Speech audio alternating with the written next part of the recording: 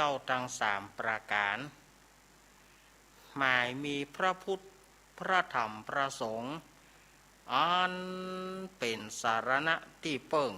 ของหมู่เฮาตั้งหลายขอกราบไหว้สาบุญญาปารมีธรรมท่านอาจารย์ท่านพระครูอภิวัฒนวิกรมเจ้าอาวาสวัดปากตังเจริญผู้ดำเนินรายการเสียงธรรมแสงอรุณและรายการอู้จ่าภาษาธรรมพร้อมไปด้วยต่างท่านครูบาอาจารย์พระสงฆ์องค์สังฆเจ้า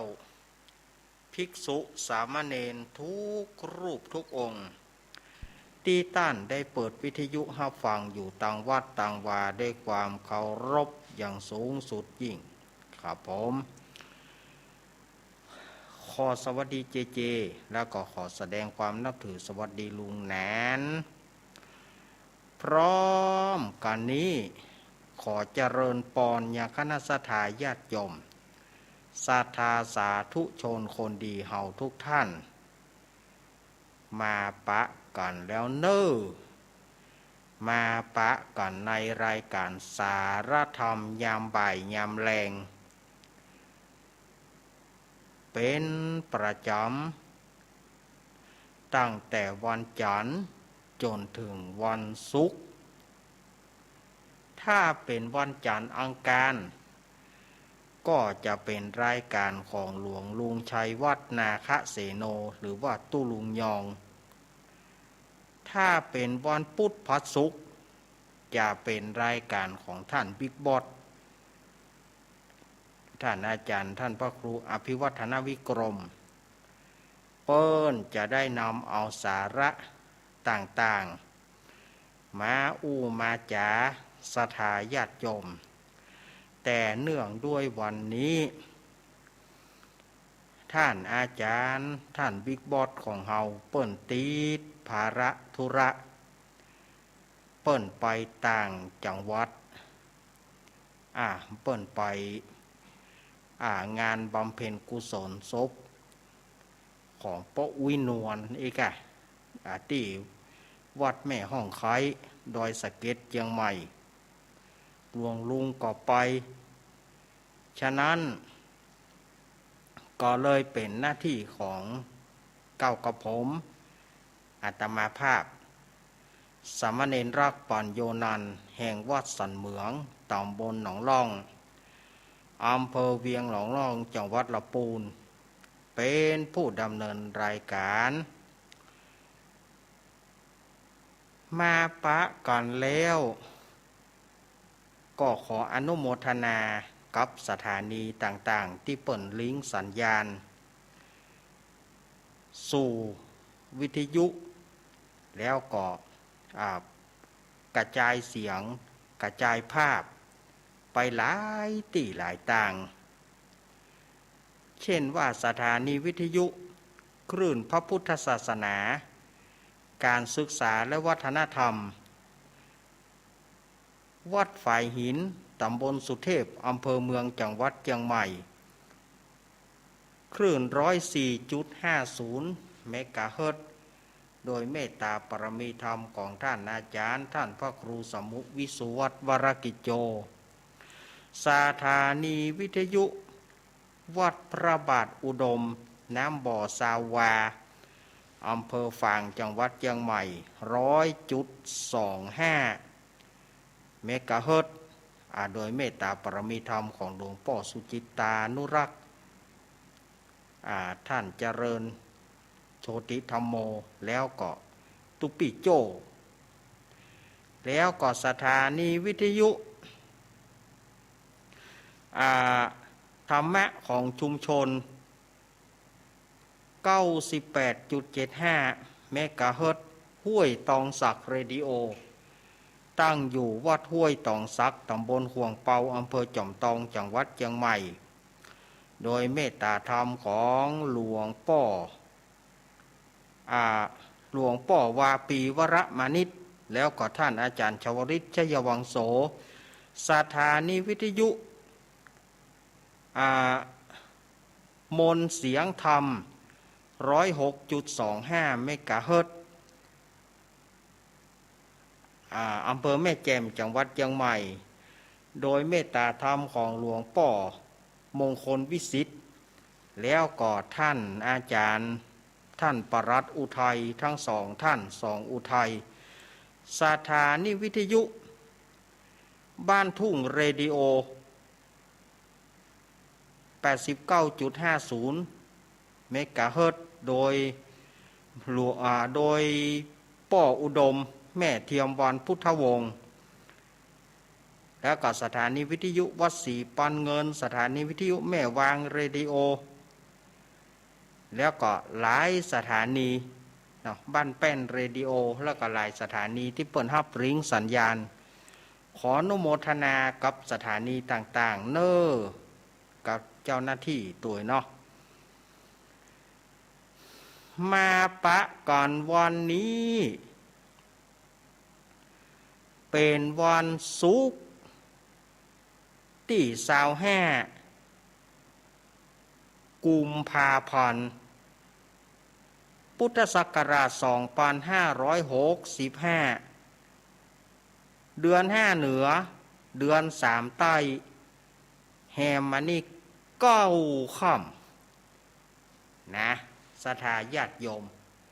แฮมมาแล้ว9 ค่ำแล้วก็เดือนกุมภาพันธ์ก็เรือทำ3 วันจะเสี่ยงละ เดือนกุมภาพันธ์เท่านี้นะจะเสี่ยงละเดือนกุมภาพันธ์เสี่ยงเสี่ยงวันจันทร์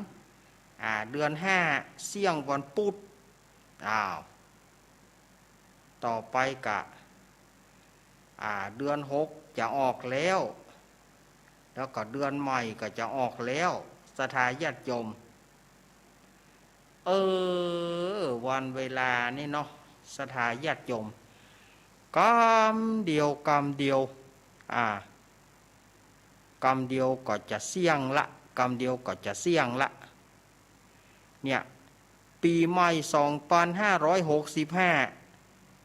ก็จะเสี่ยงไป2 เดือนละดูศรัทธาญาติโยมว่าถ้าเสี่ยง2 เดือนก็เหลือแถม10 เดือนเสี่ยง2 เดือนผ่านไป2 เดือนก็เหลือแถม10 เดือนก็จะเสี่ยงปีหำละนะศรัทธาญาติโยมว่าโอ้ยวันเวลาเปิ้นว่าอย่างก็สายน้ำบ่ไหลปีขืนสายน้ำไม่ไหลกลับ ศรัทธาญาติโยมว่าโอ้กรรมเดียวเวลาอย่างเฮามานั่งกันแน่กะเนาะเผลอแป๊บเดียวเฮาฟังรายการของนุ่มผาจ่อไปฟังรายการลุงแหนนฟังรายการนุ่มผาจ่อเดี๋ยวนี้3 โมงก็เป็นช่วงของอัตมาภาพไปจนถึง5 โมง5 โมงก็วันนี้ท่านผู้กองเปิ้นบ่แม่เนาะก็คงจะได้เปิดเทปกาเปิดเพลงตั้งสถานีกานี่ไปจนถึง6 โมงเมื่อ6 โมงแล้วก็จะเป็นรายการของเป็นรายการสารธรรมยามค่ำโดยพระเดชพระคุณหลวงป่อท่านพระครูปริยัติชัยวัฒน์วัดสันบะนะอำเภอเวียงป่าเป้าจังหวัดเชียงรายตั้งแต่6 โมงแรงไปจนถึง2 ทุ่มก็เว้นช่วงไป6 โมงแรงถึง1 ทุ่มแล้วก็เว้นช่วงเจ้าหน้าที่ก็จะได้เปิดสวดมนต์ธรรมจักรปวัตนสูตรแล้วก็สวดมหาเมตตาย่อยแล้วก็มาเข้าสู่รายการหลวงป่อช่วงที่ 2แล้วเมื่อจบรายการของหลวงป่อท่านพระครูปริยัติชัยวัฒน์ ก็จะมาต่อหลวงป่อสุจิตตานุรักษ์วัดพระบาทอุดมน้ำบ่อซาวาอำเภอฝางจังหวัดเชียงใหม่เนี่ยอันนี้อู้ถึงผังรายการที่เฮาจัดกันอยู่ตึงวันนี่นะศรัทธาญาติโยมไผที่จะเอาน้ำมนต์กับหลวงป่อก็เกียมน้ำไว้เกียมน้ำไว้จะไปเจ้เตื้อส้มปล่อยนะสัก7 โมงก็เจ้1 ทุ่มก็เจ้เอาไปเจ้ประเดี๋ยวมันจะเน่ามันจะก้อยจะไปฟังเตื้อแต่เกียมน้ำไว้ฮะนะเกียมน้ำไว้ถ้าผ่าเจ้าน้ำมนต์กับหลวงป่อเมื่อคืนบื้น2 ทุ่มถึง4 ทุ่มก็ปะกับพระเดชพระคุณหลวงป่อสุจิตตานุรักษ์4 ทุ่มถึงเที่ยงคืนก็เป็นรายการสารธรรมกับเสียงเพลงดำเนินรายการโดยลุงแหนนอีหลอดตี 3ถึงตี 5วันพุธก็เป็นรายการของหลวงลุงชัยวัฒนาคเสโนพอถึงตี 5ก็คงจะเป็นรายการของท่านอาจารย์นิคมวัดจันทร์อำเภอกัลยาณิวัฒนาเฉพาะคลองตัวบนได้น้อยมันเพิ่นก็มีโปรแกรมต้นลุงและนวดนะสถาญาติโยมอันเนี้ยก็เป็นรายการที่พัดผันหมุนเปลี่ยนหมุนเวียนกันตึงวันแต่ว่าวันเสาร์นี่รายการมันจะบ่มีนักถ้าวันเสาร์อาทิตย์นะเสาร์อาทิตย์รายการจะบ่มีเสาร์อาทิตย์ก็ต้องหลังจาก7 โมงแล้วก็ต้องปุ้นะไป6 โมงแรงทำกรรม6 โมงแรงก็จะเป็นรายการสารธรรมยามค่ำของท่านอาจารย์ท่านพระครูอภิวัฒนวิกรมหรือว่าท่านบิ๊กบอสของเฮาอย่ามันจะซับเปลี่ยนแล้วก็ท่านพระครูท่านพระครูเสาเกี้ยวท่านพระครูปริยัติรัตนโชติวันพุธเปิ้นก็จะมาตอน2 ทุ่มจะซับเปลี่ยนหมุนเวียนกันอย่างเงี้ยเนี่ยวันเวลาเฮากำเดียวนะศรัทธาญาติโยมเมื่อมาปะกันวันนี้ช่วงที่2เนาะก็ฟังละครเนาะศรัทธาญาติโยมช่วงที่2ก็ฟังละครเพลงกันช่วงนี้ก็ฟังสาระต่างๆไปก่อนสาระที่จะเอามาอู้ในวันนี้ศรัทธาญาติโยมเปิ้นก็ขอนิทานก็ขอนิทานเล่านิทานให้ฟังก่อนก็ได้นะกะมีปัญหาศรัทธาญาติโยมเหย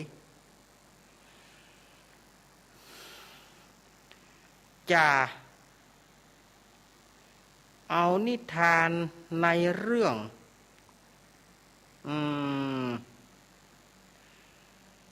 ความจริงนะชื่อเรื่องเปิ้นมีนะแต่อาตมาจำชื่อเรื่องเปิ้นบ่ได้เอาถึงว่าคนจูงม้าอีกก็แล้วกันนิทานเรื่องนี้นะเป็นชาดกนิทานเป็นชาดกนิทานโบราณเป็นชาดกของสมัยที่เป็นชาติหนึ่งขององค์สมเด็จพระสัมมาสัมพุทธเจ้าของเฮาเปิ้นได้ตอนนั้นเปิ้นได้เสวยพระเจ้า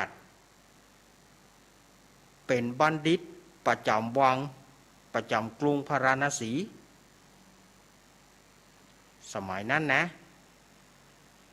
องค์สมเด็จพระสัมมาสัมพุทธเจ้าเปิ้นก็เป็นบัณฑิตเป็นผู้หู้ประจำในวังนั้นพระราชาคือพระเจ้าพรหมทัตเสวยราชในกรุงพาราณสีแต่ พระเจ้าพรหมทัตนะมีม้าตัวโปรดตัวหนึ่ง มีม้าตัวโปรดม้าตัวนี้คงจะเป็นม้าที่งามแล้วก็ถูกพระทัยของพระเจ้าพรหมทัตพระเจ้าพรหมทัตโปรดปรานฮักเป็นพิเศษเอาเป็นม้าทรงประจำพระองค์แต่ว่าในครั้งนั้นเนี่ยก็ได้ฮื้อนายคีรีทัตเนี่ยนายคีรีทัตผู้นี้เป็นคนขาลีบพัง เป็นคนขาลีบพังเวลาจะเตียวก็จะเตียวกับเพกกับเพกก็คือห้านกระโดกระโดะเนาะบ้านเฮาเขาว่าห้านกระโดกระโดะเตียวผักหนึ่งมันขาลีบเนาะผักหนึ่งสูงผักหนึ่งต่ำเตียวก็เลยเป็นกระโดกกระโดะอะไรกัน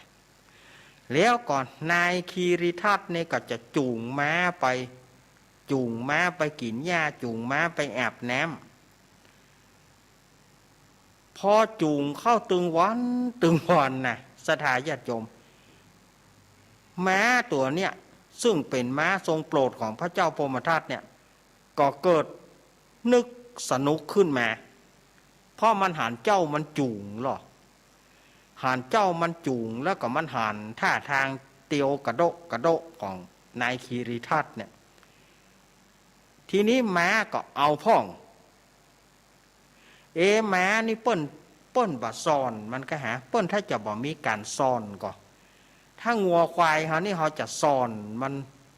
ซ่อนไปเนาะม้านี่บ่ฮู้นะอาตมาบ่เคยเลี้ยงม้า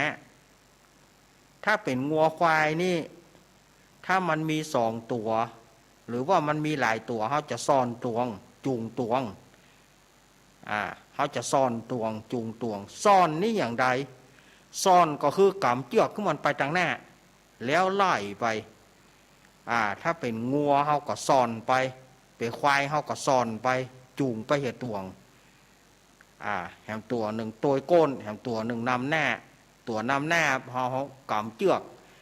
แล้วไล่มันไปทางหน้าเขาว่าซ่อนถ้าเป็นเขาคือมันตัวเขานี่มันเขาว่าจูงกับซ่อนนี่มันคนละอย่างนะสถาญาติโยมนะกำเปิ้ลจะจูงลู่ไปก่อนกำเปิ้ลจะซ่อนลู่ตัวโกน คนโบราณเปิ้ลว่านะโคตรหึ่งงัวหึ่งควายควายมันเป็นควายบดีหรอกำเปิ้ลจะจูงลู่จะไปก่อนจะนำหน้าโจโลก็จะซ่อนถอยมาลู่ตัวโกนกระลาบหวดตะกะ เล่นอย่างอี้กับพวกขายกาต้งพระโบสถ์ปุ่นงดท่ากับหมอถ้าไปสายเจียงใหม่ก็ต้งจ้างการปุ่นน่ะ แม้นี่อาตมาบอกเข้าใจว่าเปิ้นสอนได้ก็อาตมาบอกไม่สันทัดกรณีเนอะเรื่องแม้แต่ว่านายคีรีทัตเนี่ยไปไหนก็จะจูงแม้โดยตัวเก่านี่ก็เตียวกระโดะแม้นั่นก็เกิดคึกขนองขึ้นมาจะได้บอกฮู้ก็เฮียนแบบนายคีรีทัตเนี่ยเตียวห้านกระโดะนายคีรีทัตก็บอกโอ้ยเตียวดีๆเตียวดีๆแม้นี่ก็เตียวคือคนจูงเป็นอย่างใดมันก็เป็นอย่างนั้นน่ะนายคีรีทัตเตียวกระโดะมันก็เตียวกระโดะจะไปอย่างนั้นน่ะ ก็เดียวไปอย่าด่ากูนายคีรีทัตนี่ก็ไม่แซ่หลิวเข้าพ่องแต่ม้าตัวเนี้ยซึ่งเป็นม้าโปรดเนี่ยก็เตียวอย่างนั้นนะเวลาจูงนายคีรีทัตมาจูงก็จะเตียวกระโดะในภาษาธรรมว่าเดินกระเพลกเตียวกระเพกก็คือห้านกระโดะนั่นนะทีนี้หมู่เสนาอามาตย์ก็แปลกใจก็ม้าโปรดของม้าทรงของม้าทรงของเจ้าเหนือหัวเนี่ยยายว่าเป็นอย่างอันก็เลยถามนายคีรีทัตว่าต ตัวเก่าไปเคียนแม้กะก็บ่ได้เคียนบ่ได้อย่างอยู่ๆมันก็เตียวอย่างเอี้ยมันเจ็บอันอย่างขามันหักกะอย่างก็บ่ฮู้เหมือนกันนะนายคีรีทัตนี่นะผมก็บ่ฮู้เหมือนกันอยู่ๆมันก็เตียวกระโดะกระโดะอย่างเงี้ยเขาก็เลยไปกราบทูลพระเจ้าพรหมทัตพระเจ้าพรหมทัตตกพระทัยตกใจฮะแม้เขาเป็นอี้กะมันยิ่งหยังก็บ่ฮู้พระเจ้าค่ะเอา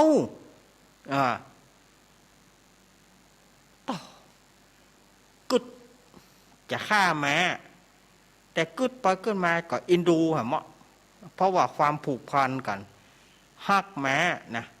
พระเจ้าพรหมทัตนี่ทรงฮักแม้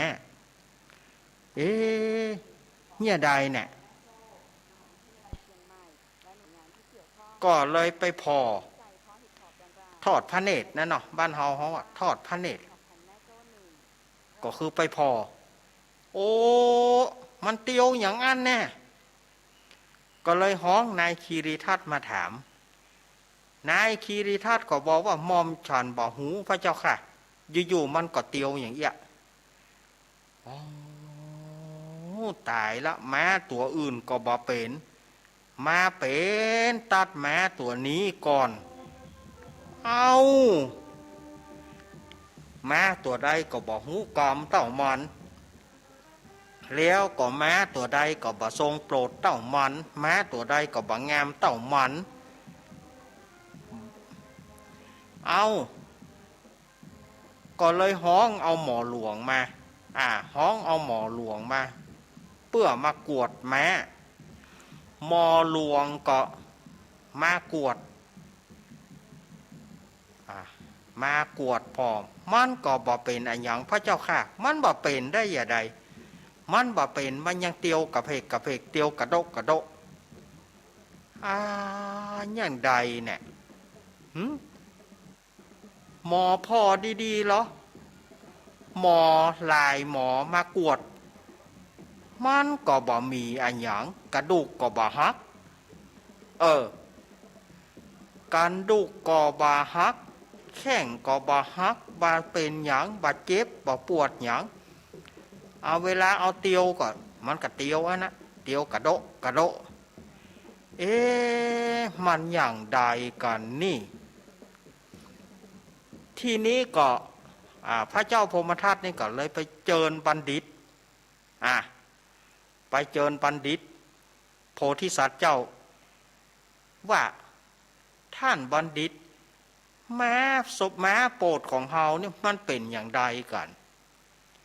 มันนี่อย่างมันเตียวกระโดะทั้งที่มันบาดเจ็บบาเป็นในอย่างในยามนั้นบัณฑิตหน่อโพธิสัตว์เจ้าก็เลยเอาแป้นมานับนิ้วไปมันเป็นอะไรอย่างใจเป่ายีเมาสีไส้สังาเม็ดสันเล้าใจกะหาเกียง59เสียติดกับจอนนี่60เสียการวันเดียว3711โสลีกุลุเสียเสากพัด482สุขโขพุทธาเสียสุกพุทธมันคนละเรื่องแล้วนี่แน่อันเนี้ย มันคนละเรื่องแล้วนะนับไปอันนี้กรรมเดียวภายเป็นคนเลี้ยงตั้งแต่น้อยนายคีรีทัตแล้วนายคีรีทัตจูงม้ามาได้กี่ปีก็ตั้งแต่มันน้อยจนถึงมันใหญ่นายคีรีทัตนี่เตียวอย่างใดเวลาเตียวขามันรีบพังเวลามันเตียวมันก็เตียวกระเพกห้านกระโดะบัณฑิตโพธิสัตว์อย่างอีนายคีรีทัตลองเตียวให้ดูเหรอนายคีรีทัตนี่ก็เตียวให้พอปรากฏว่านายคีรีทัตเนี่ยเตียวขาห้านกระโดะแล้วลองเอาม้าเตียวเหรอลองจูงม้าเหรอ นายคีรีทัตนี่ก็จูงม้าก็เตียวเหมือนนายคีรีทัตนั่นนะหันกระโดกระโดอ๋อบัณฑิตโพธิสัตว์เจ้าก็เลยทูลพระเจ้าพมทัตว่าขอเดชะพระอัยยามิผลเกล่าวม้าตัวนี้มันบัดได้เจ็บบัดได้ป่วยอันอย่างสักอย่างมันเป็นเพราะอย่างเพราะมันเฮียนนายคีรีทัตนายคีรีทัตเนี่ยเตียวกระโดมันก็เลยม้าตัวนี้เกิดคึกขนองขึ้นมาก็เลยเตียวเฮียนนายคีรีทัตไปต้องเปลี่ยนคนเลี้ยงต้องเปลี่ยนคนเลี้ยงต้องเปลี่ยนคนจูงนายที่สุดก็เลยปลดนายคีรีทัตออกบ่ให้เลี้ยงแม่แล้วก็ไปเอาโคนที่เตียวดีโคนที่บาเสียแข้งบาเสียขามาต่อไปแม้ก็ได้หันพฤติกรรมของคนจูงบ่เป็นอย่างนั้นแล้วมาในที่สุดมันก็เตียวตามปกติ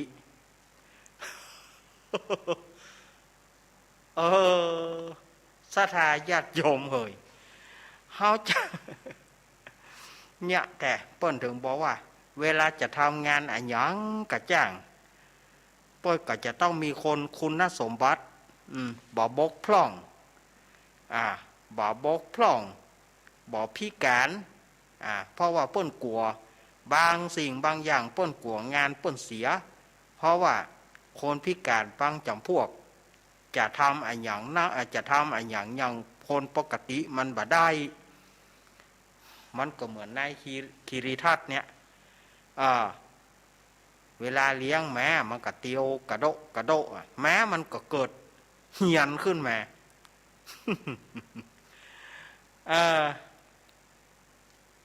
ชาดกเรื่องนี้ก็จบไปเพื่อก็คือข้อคิดว่า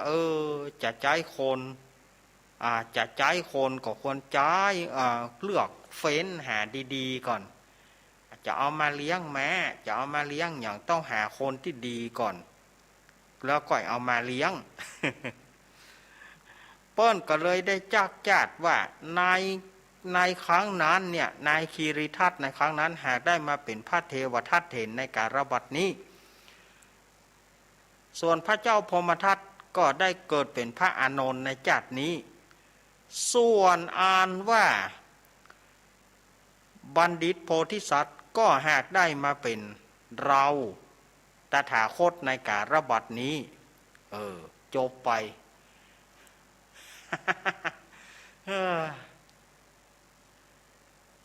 มันอย่างอี้ก็มีแต่นะอี้ก็มีลูกแล้วก็มีแถมเรื่องหนึ่งวันนั้นอาตมาเอาเรื่องนี้ไปเล่าที่104คลื่นของเฮานั่นบ่ได้ยินวันนี้คลื่นของตังเฮาได้ยินอาตมาก็จะเอาปิกมาเล่าแถมเนอะเรื่องของ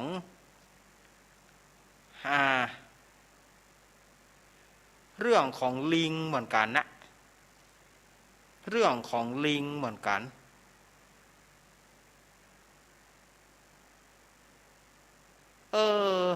วันนั้นอาตมาก็เอามาเล่าให้ฟังนะ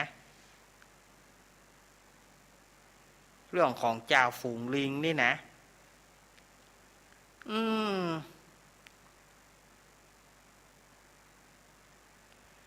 วันนี้อาตมาจะเอาในเรื่องเป็นชาดกเหมือนกันนะเป็นชาดกเหมือนกัน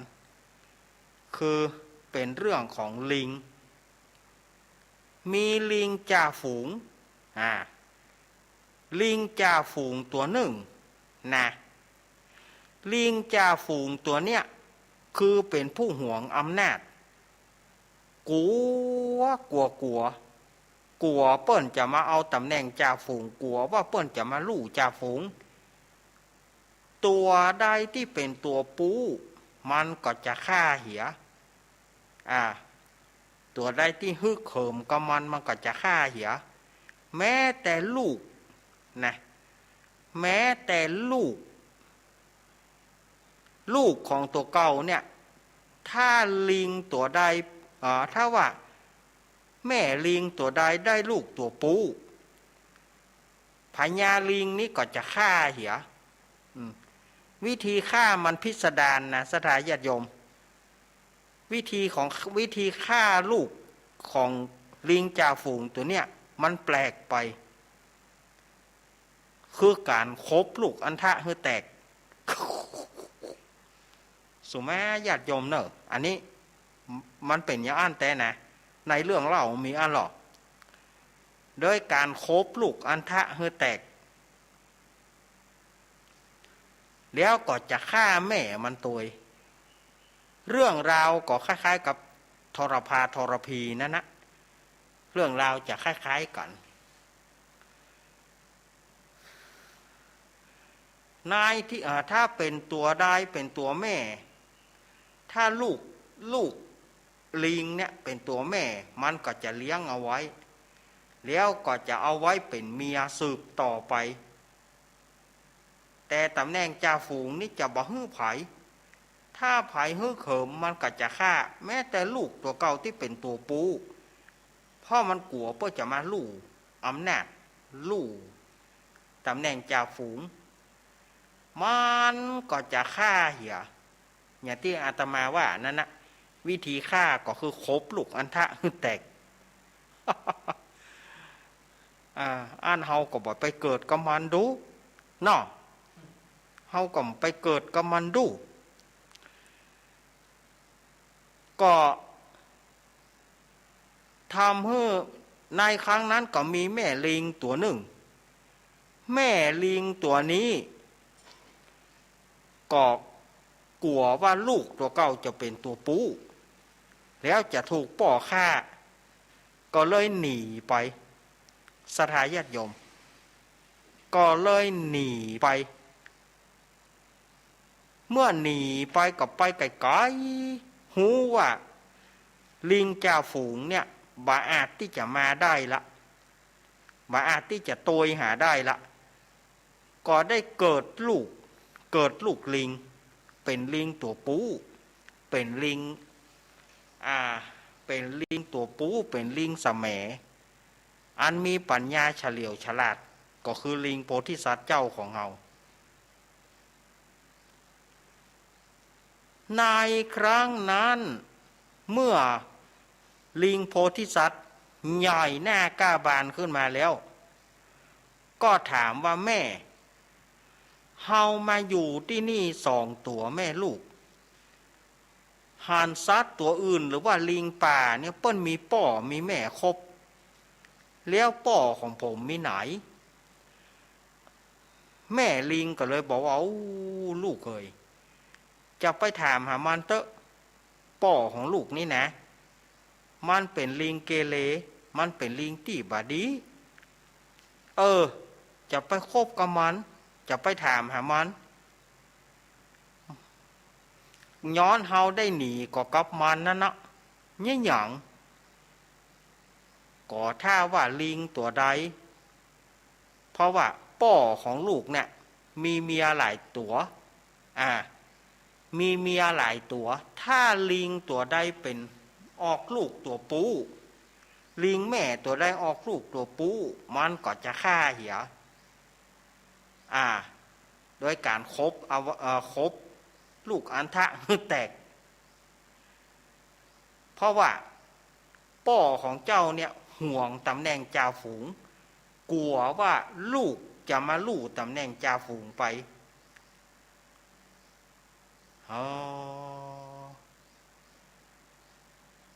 อย่างอัน ผมจะขอไปแม่อนุญาตให้ผมไปเถอะผมจะไปหาป่อผมจะไปอู้กับป่อเรื่องนี้ต้องอู้กันให้หูเรื่องวานจะไปนะแม่ก็ตือบอกจะไปนะบาได้ป่อของเจ้ามันหู้ว่าเป็นลูกมันเอาตายเนี่ยเรื่องตายเป็นเหม็นเน่าก้อยว่ากันผมขอไปเถอะ แม่อนุญาตเตอะลูกลิงก็ขอแม่ลิงก็เอาเจ้าก็ใหญ่หน้ากาบานมาละป่อก็คงเหมือนอย่างก้าอีกอะก็ไปเมื่อไปก็ไปจี้หน้าไปถึงก็จี้หน้าป่อล่ะว่าป่อผู้ใจหายมีไหนข้าได้กระทั่งลูกของตัวเก่าเพื่อห่วงตำแหน่งจ่าฝูงขนาดนั้นเลยกะตัวได้เป็นป่อที่ใจหายโอ้ลิงจ่าฝูงนี่ก็ว่ามันเป็นไผมาฮ้องกูว่าป่อมันเป็นไผ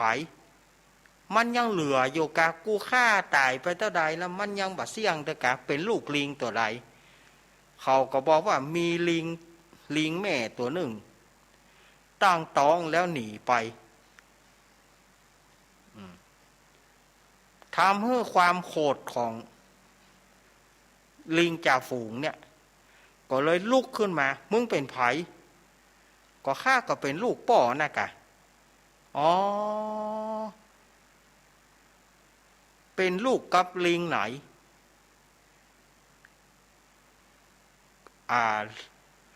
ลิงโพธิสัตว์ก็เลยบอกเป็นอย่างว่าเป็นลูกของแม่นั้นดีกูจะได้ฆ่าให้ตายเหรอถ้าป่อฆ่าลูกตายแล้วใครจะมาสืบสกุลเล่าก็ว่าทำให้ลิงจ่าฝูงนี่ก็แค้นใจแต่ก็ทำใจดีสู้เสือทำใจดีไว้กำเดียวกูจะบอกหมอบให้มันให้หรอก็แต่งอู้ดีๆไอ้ล่าเป็นลูกป่อแกเข้ามานี่กำล้อป่อจะขอกอดกำล้อป่อลิงตัวอื่นป่อบ่ฮักเต้าลูกนะแต่ว่าป่อฮักลูกเนี่ยป่อฮักขนาดมาใกล้ๆเหรอลิงโพธิสัตว์เจ้าก็เลยเข้าไปหาก็ถูกลิงจ่าฝูงเนี่ยกอดฮัดเพื่อจะฆ่านะป่อฮักลูกขนาดป่อฮักลูกขนาดป่อบ่เคยฮักผายเต้าลูกฮัดอึกอักกันนะส่วนว่าลิงโพธิสัตว์นี่ก็หูละว่าป่อเนี่ยตั้งใจจะฮัดเธอตายก็เลยกอดตอบพ่องป่อลูกก็ฮักป่อเหมือนกันนะกอดฮัดเข้าไปปรากฏว่าลิงจ่าฝูงเนี่ยลิงผู้เป็นป่อเนี่ยเมียกระดูกล้านภาพเทพ กระดูกล้านควาบเอา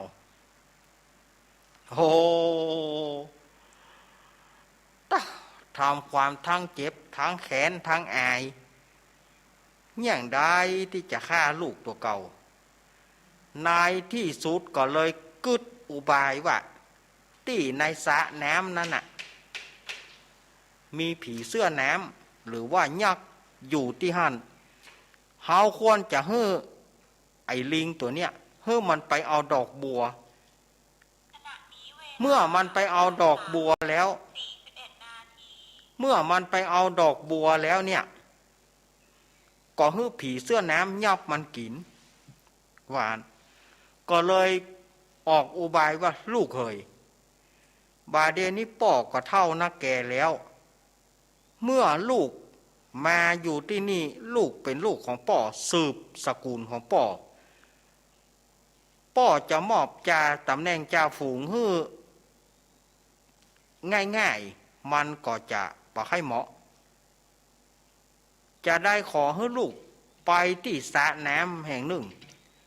แล้วไปเอาดอกบัวมา5 ดอกดอกบัวหลวงดอกบัวแดงดอกบัวเขียวดอกบัวขาบแล้วก็ดอกบัวเกตไปเอามา5 ดอกขอให้ลูกไปเอาให้ป่อกำไปเอามาวันนี้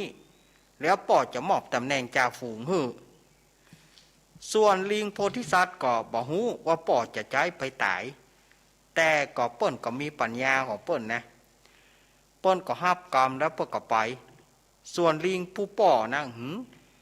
มันถึงกระเดียวผีเสื้อน้ำจะเอามันไปกินละ เดี๋ยวผีเสื้อน้ำจะเอามันไปกินละบ่ต้องกดละหูละมันต้องกดหลายเตื้อมันจะอู้บ่ออก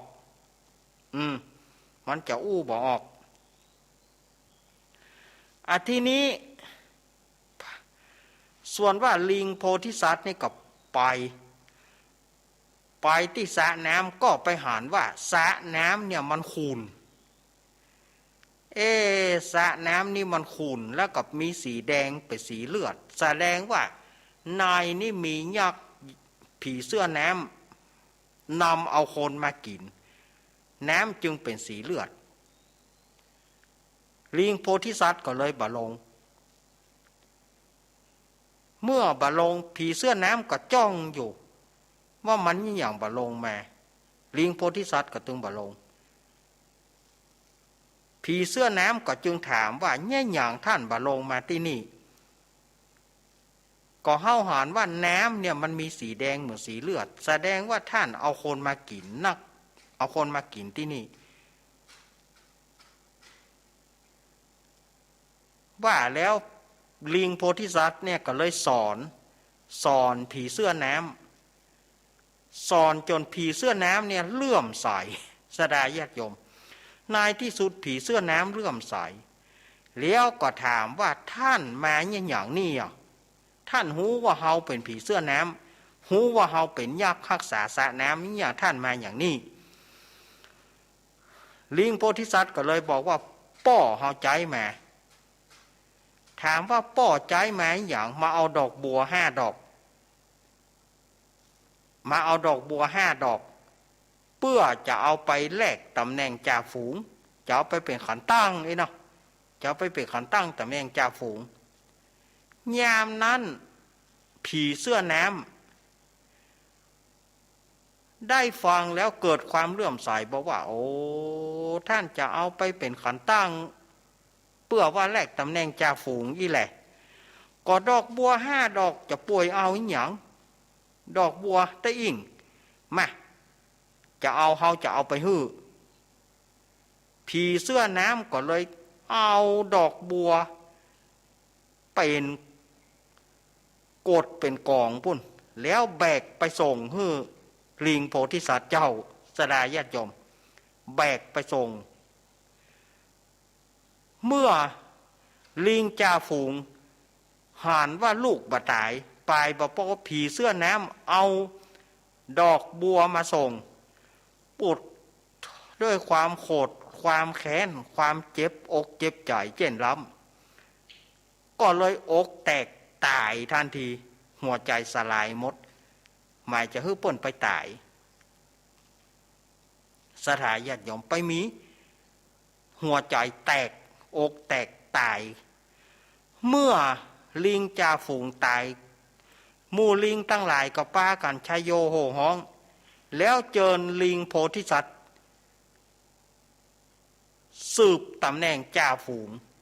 เมื่อลิงโพธิสัตว์ฮับตำแหน่งจ่าฝูงนั้นบรรดาป่าแถบนั้นก็เจริญรุ่งเรืองเจริญรุ่งเรืองบ่มีกันแก่งแย่งชิงดีชิงเด่นกันลิงโพธิสัตว์ก็เลี้ยงฮักเอ็นดูลิงลูกน้องปกครองมาอย่างดีจนถึงเสี่ยงอายุขัยของตัวนี่แหละเรื่องราวมันก็เหมือนกับซึกทรพาทรพีสถายะจมมันก็คล้ายๆกันนั่นนะมันก็ออกกำกายกับไปน้อยหนึ่งแต่ในที่สุดป่อลิงเนี่ยด้วยความหวงอำนาจตัวเก่านิทานเรื่องนี้เปิ้นก็สอนว่าความขี้โลภความโลภอยากได้ตำแหน่งก็คือห่วงแหนบ่อยากคือไผมาลู่บ่อยากคือไผที่จะมา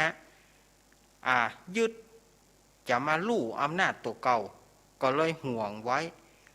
ในที่สุดก็บ่ได้อย่างสักอย่างอันนี้อาตมาบ่ได้พาดพิงถึงไผเนออาตมาแจ้งไว้ก่อนนะอาตมาบ่ได้พาดพิงอาตมาบ่ได้อู้ถึงเรื่อง การบ้านการเมืองอันใดแต่มันเป็นชาดกนิทานอาตมาเอามาเล่าให้ฟังเนอะศรัทธาฟังแล้วจะไปคิดว่าอาตมาเนี่ยเป็นส่วนหนึ่งที่ทำให้ภาพพจน์ของวิทยุเสียไปอู้เรื่องการบ้านการเมืองอาตมาบ่ได้อู้อาตมาเอานิทานมาเล่านะศรัทธาญาติโยมอันนี้เขาต้องอู้กันอย่างเอี้ยถ้าเขาบอกอู้ให้ละเอียดก็เดี๋ยวอาตมาเป็นไฟเสียก็เดี๋ยวอาตมาจะเป็นไฟเสียผู้หลักผู้ใหญ่เปิ้นจะว่าอาตมาอันนี้อาตมาต้องออกตัวไว้ก่อนว่าอาตมาไม่ได้มีเจตนาที่จะทำที่จะอู้อันอย่างออกไปเนี่ยอาตมาก็เอาเป็นเรื่องนิทานเฮาอู้กันอย่างอี้นะเฮาอู้กันอย่างอี้เลยอะถ้าเฮาบอกอู้อี้เฮาเสีย แล้วองค์สมเด็จพระสัมมาสัมพุทธเจ้าเปิ้นก็เลยจักจาดเก่าเปิ้นก็เลยบอกว่าลิงจ่าฝูงตัวนั้นในชาตินี้หากได้มาเป็นพระเทวทัตเถนในการบัดนี้ส่วนอ่านว่าผีเสื้อน้ำก็ได้มาเกิดเป็นพระอานนท์ส่วนอ่านว่าลิงโพธิสัตว์ซึ่งเป็นลูกก็หากมาได้มาเป็นเราเป็นตัวเฮาตถาคตในการบัดนี้ในเมื่อจบธรรมเทศนาพุทธบริษัททั้งหลายก็ได้ถึงธรรมวิเศษมีประเทศว่าโสดาสกิทาคาราคารหันตามบุญสมปานที่เปิ้นได้กระทำมาในอดีตชาติวันนี้แน่วันนี้ก็เล่านิทานให้กันฟังนอกเพื่อว่าค่าเวลา ค่าเวลาหย่องก็ค่าเวลาบัดใจว่าหยังเฮาก็ประคับประคองเวลามันอู้ไปก็มันบ่มีหยังก็ต้องเอามาเล่าอย่างเงี้ยศรัทธาญาติโยม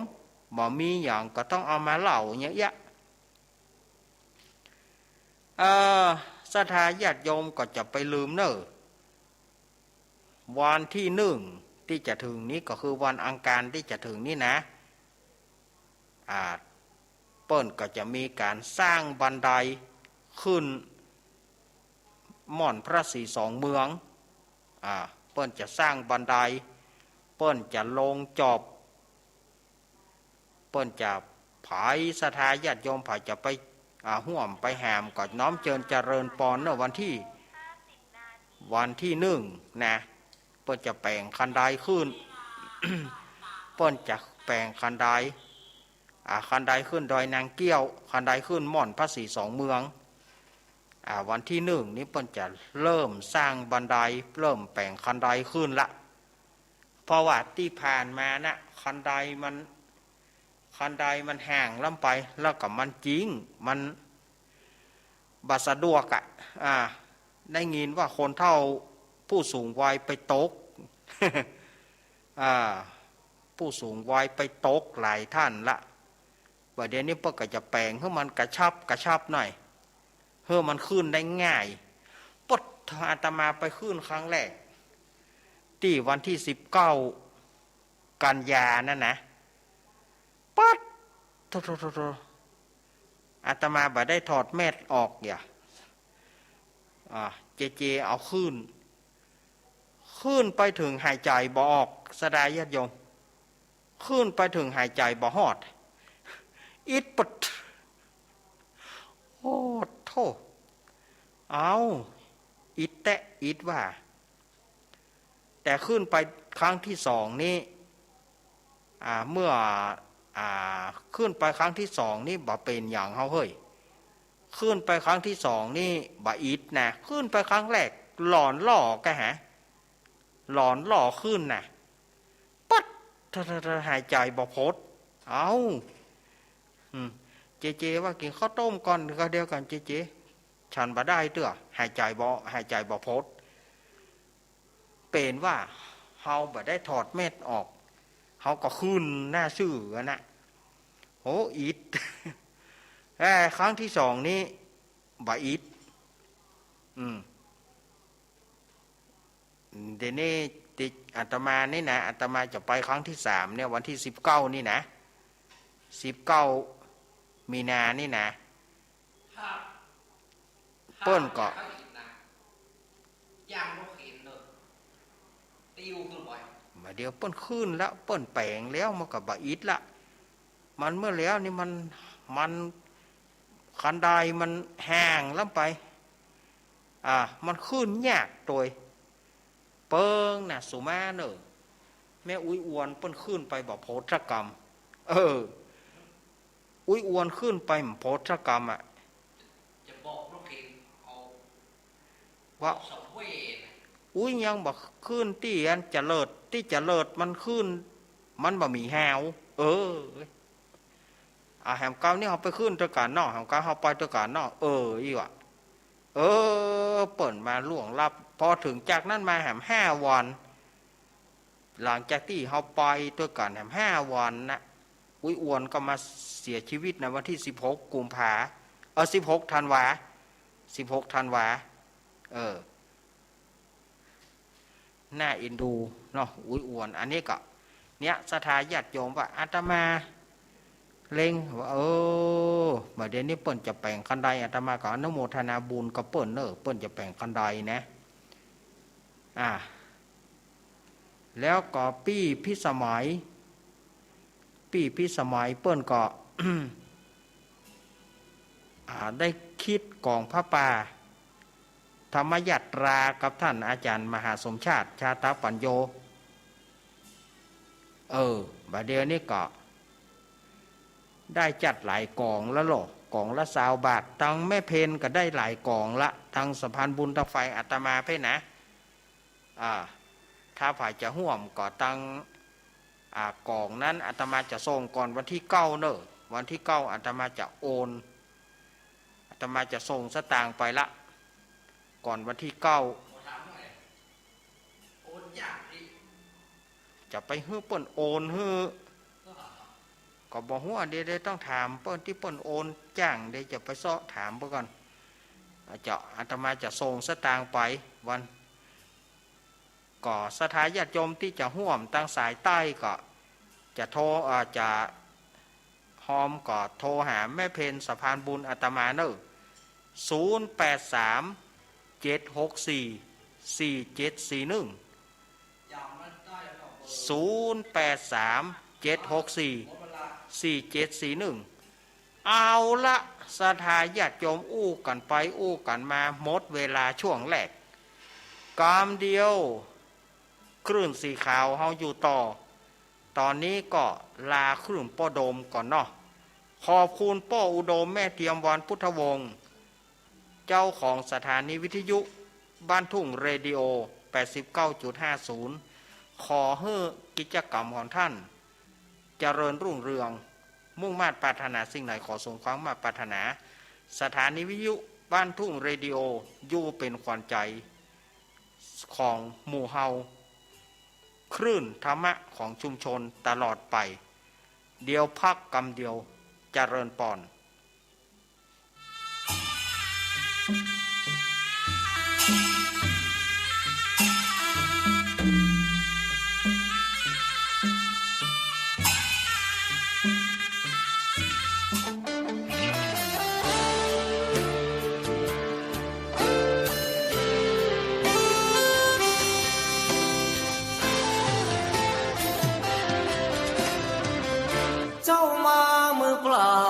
เอาอะไรเมื่อตอนเจ้าไปเจ้าก็ไปมือเปล่าเช่นกันชื่อเสียงหยดลาบหากเอาไปไม่ได้สักอันแล้วใหญ่ยื้อแย่งแข่งขันก็คุยกันข้าฟันตัดรอนเงินทองตามส่งแค่โรงพยาบาลญาติมิตรวงวานลูกหลานส่งแค่เชิงตะกอนจะมีใครเล่าอยู่กับเรานอนเฝ้ากองฟอนวางดอกไม้จันทร์แล้วจรกลับไปนอนบ้านใครบ้าน มันใหญ่ขับฟ้า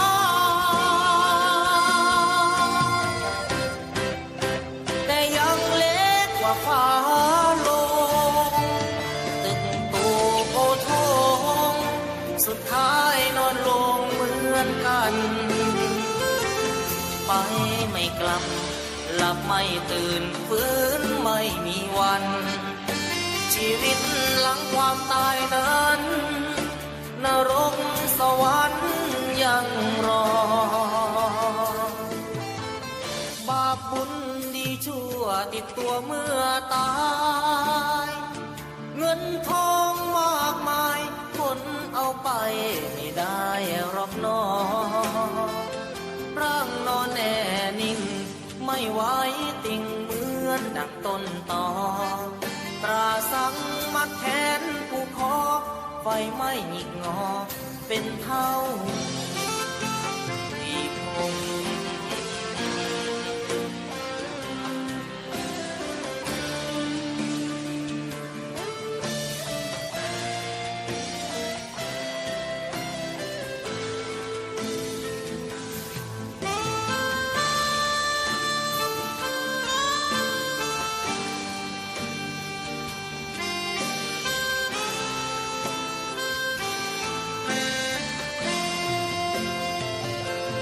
ใหญ่ขับฟ้า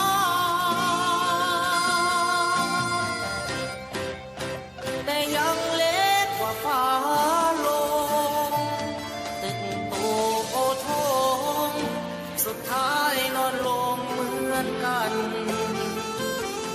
ไปไม่กลับหลับไม่ตื่นฟื้นไม่มีวันชีวิตหลังความตายนั้นนรกสวรรค์ยังรอบาปบุญดีชั่วติดตัวเมื่อตาย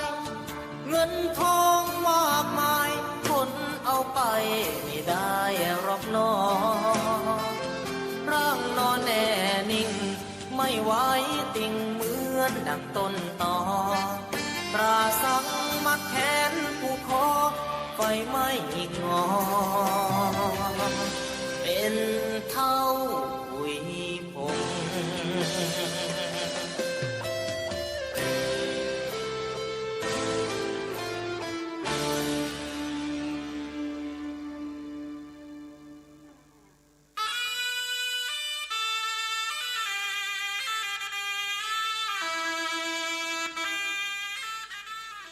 เอาละศรัทธาญาติโยมสาธุชนทั้งหลายปะกันช่วงที่สองของรายการสารธรรมยามแรงประจำวันศุกร์ที่25กุมภาพันธ์2565วันนี้แล้วก็เปิ้นจะมีปอยหลวงเนอะปอยหลวงที่ม่อนพระศรีสองเมืองโดยนางเกี้ยววันที่19นี่เปิ้นก็จะยกชัดโดยวันที่20เปิ้นจะแห่ขวตาลกะเนาะเปิ้นจะให้มีการแห่ขวตาลตั้งฝั่งดอยสะเก็ดเฮาฝั่งเชียงใหม่กับฝั่งเชียงไฮ้ฝั่งตั้งเชียงใหม่ฝั่งดอยสะเก็ดก็จะแปลงขวตาลแห่ขึ้นไปแล้วก็ตั้งเชียงไฮ้ก็จะแห่ขึ้นมาแห่ขึ้นไปแถมโอ้เนาะน่าจะม่วนนะน่าจะม่วนนะ18-19 20เนอะมีนาคม18-19 20ก็เชิญชวนเนอะคณะสัตยาญาติโยมไปห่วมกินห่วมตาลไปห่วมกันในครั้งนี้ตัวแล้วก็ปีนี้ที่วัดอาตมาภาพ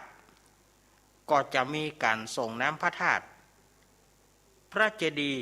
ศรีสันเหมือง